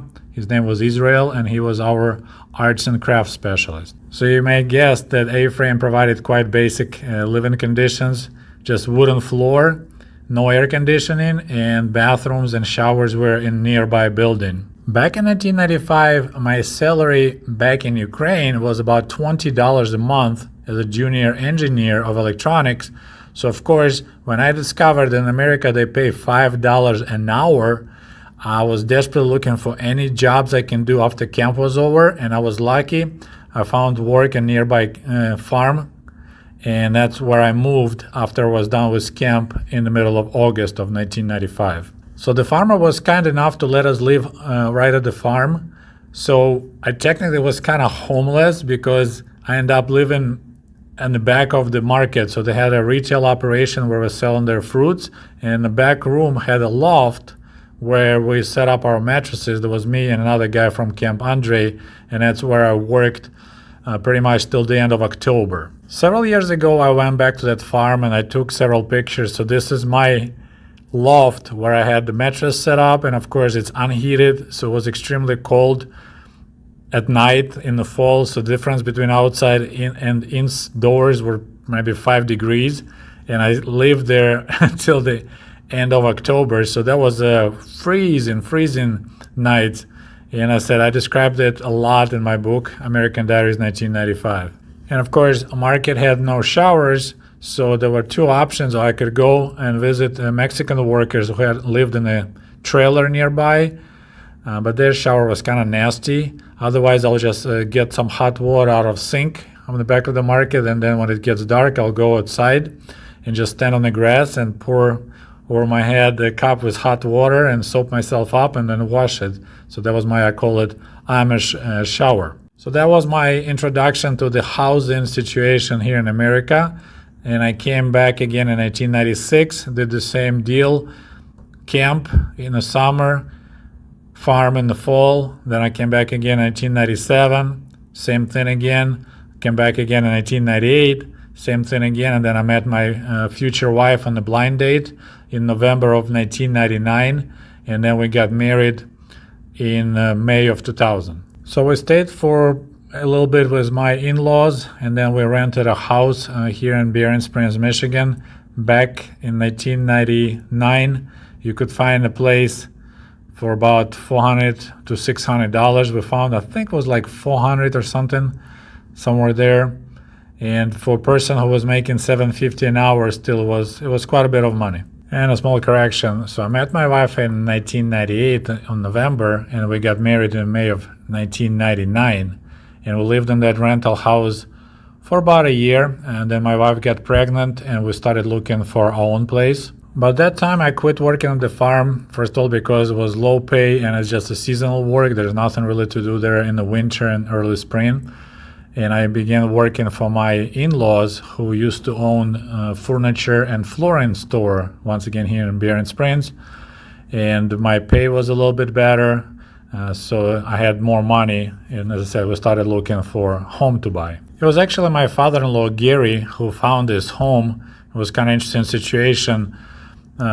So old couple passed away, and their son came all the way from Florida to just kind of fix up the house and sell it. It was in pretty poor shape. Those guys, usually like little old people, they don't take care of home. And my father-in-law came to measure for new carpet, started talking to a guy, and guy told him he just wanted to get rid of this house. So they made a deal, and they agreed for $45,000, and as is condition, no repairs. The guy was just happy to get rid of home. So we ended up buying our first home for $45,000. Back in 2000, I just started building my credit history, so there was no way I could get actually a mortgage from the bank. And my wife's credit history was, let's put it that way, it was sad. So my father-in-law did the down payment, kind of let us have some money to give a guy a down payment. And then we agreed on a land contract. So for 5 years, I would be paying this owner of the home $600 a month, and then in 5 years I should get a mortgage and pay off him a home, and then just deal with the bank. So that was the deal. So it worked out for us, but interest rate was I think like 6%. And as I mentioned earlier, this house was in really poor shape. It needed new roof, new siding, everything new inside. So we basically got it out and built like brand new home from inside, so from studs out, and did an addition. So as a result, we actually spent another $60,000, which I didn't have, and I was really horrified. So the total cost of that home was about $105,000 when we actually made it livable. But of course, at that time I was making like $9 an hour. So if you make a little amount per hour, I just figured out I need to work a lot of hours. So I worked a lot, pretty much 6 days a week. And then if there'd be some moving jobs that my father-in-law did too, I was helping with that. So I was keeping up, I was afloat, but it was tough. As I mentioned, I think in 3 years, my credit history was good enough to apply for the mortgage. We paid off the owner, and I just had a regular mortgage with lower interest rate, so that was good. And then I tried to pay extra every month so I can pay off this home as quick as possible. And so we lived in that house basically for 10 years. In 2008, I managed to get a job at the local power plant. And just a reminder, back home in Ukraine, I got a degree of electrical engineer. So fortunately, I was able to utilize my education. So this job was way better pay, and it was a union job. So our financial situation improved quite a bit. And at that time, we already have a second kid with my wife, and she had 2 kids from previous marriage. So we had a total of 4 kids, 2 of us, and 3 bedrooms. So this house kind of became too small. I mean, we live in America. It was about probably, 2,000 square feet total. So with my additional income, I was like, okay, we can start looking for a little bit bigger house, because I wanted every kid to have their own bedroom. Once again, welcome to the United States. So it was quite a challenge to find a 5-bedroom home in our price range, because usually if you look for a 5-bedroom home in Southwest Michigan, there'll be homes, from $600,000 and up. So that was a challenge. And my bank told me, like, you need to find something at $300,000 or less. So we finally, there were 2 options with 5-bedroom homes, and we liked the one that my wife actually discovered. They were asking like $269, and we're talking 2010. So this is when the market kind of cratered for real estate. We offered $245, and sellers agreed. So we moved to this brick ranch, 5-bedroom brick ranch in 2010. So as I mentioned, 2010 was a good time to buy homes, but wasn't a good time to sell a house. So when we were thinking what to do with our old house, selling was not a good idea, because the price was like $85,000. That was the max you could get at that point. So I told my wife, listen, I don't want to lose money. Although, I was paying ahead of its time my mortgage, so I would be still ahead. But I was like, I don't want to sell this house too cheap. So we decided we're going to rent it out. So for next pretty much 10 years, we've been renting our old house while living in the new house. I managed to get rent high enough to cover my mortgage and have additional like $150 on the top of it, but I wasn't really making any profit, because usually always there's some kind of repairs, right? If you own home, especially if you have a rental, because people don't really take care of house. So renters were helping to pay off my mortgage, but it was really no income. As long as there'll be some funds built up, fridge will quit or something else will need to be fixed. Our first renters were really good. The guy was a builder, so basically, he will fix anything free of charge as long as I pay for materials. Our second renters were really bad, and they literally like destroyed the house by 2020. And then they told us they will be interested to buy our house, so they kind of destroyed it. And then it's like, well, we would like to buy it on land contract. So we started having this kind of negotiation about price. I started talking about lawyers, because now I'm getting this land contract dealio. And so we dragged our feet on that, and then suddenly we received a letter from the local power company that was interested to buy our house. They wanted to expand their switch yard, and it was like perfect location for them. So they were asking if we were interested to sell our old house, our rental, and how much we wanted for it. So renter wanted to pay $140,000 on land contract. Power company offered $160,000. And of course, it's a big company, so just, cash. We thought about it, and we're like, okay, if you give us $175,000, because it's a rental, we have to pay capital gains. We'll sell you the home, and they agreed. So I ended up selling house for $175,000, paid capital gains, paid off the mortgage, and I had $100,000 left, which I just took and paid off my new home, which I also was paying, I was paying about $700 extra every month. So basically about 2 years now, I live mortgage free. So I returned myself back to this Soviet Union situation where I don't have rent or mortgage payment. I just pay tax on property, electricity and stuff like that, but otherwise I don't have rent or I don't have a mortgage payment. So comparing to my parents that purchased 750 square feet 3-room apartment, and we had to pay 50 rubles per month as a mortgage payment. The apartment I think was like 15,000 rubles. Right now I live in a house which is about 2,700 square feet, so 4 times bigger, and I pay about $375 a month. That's what my property taxes come to.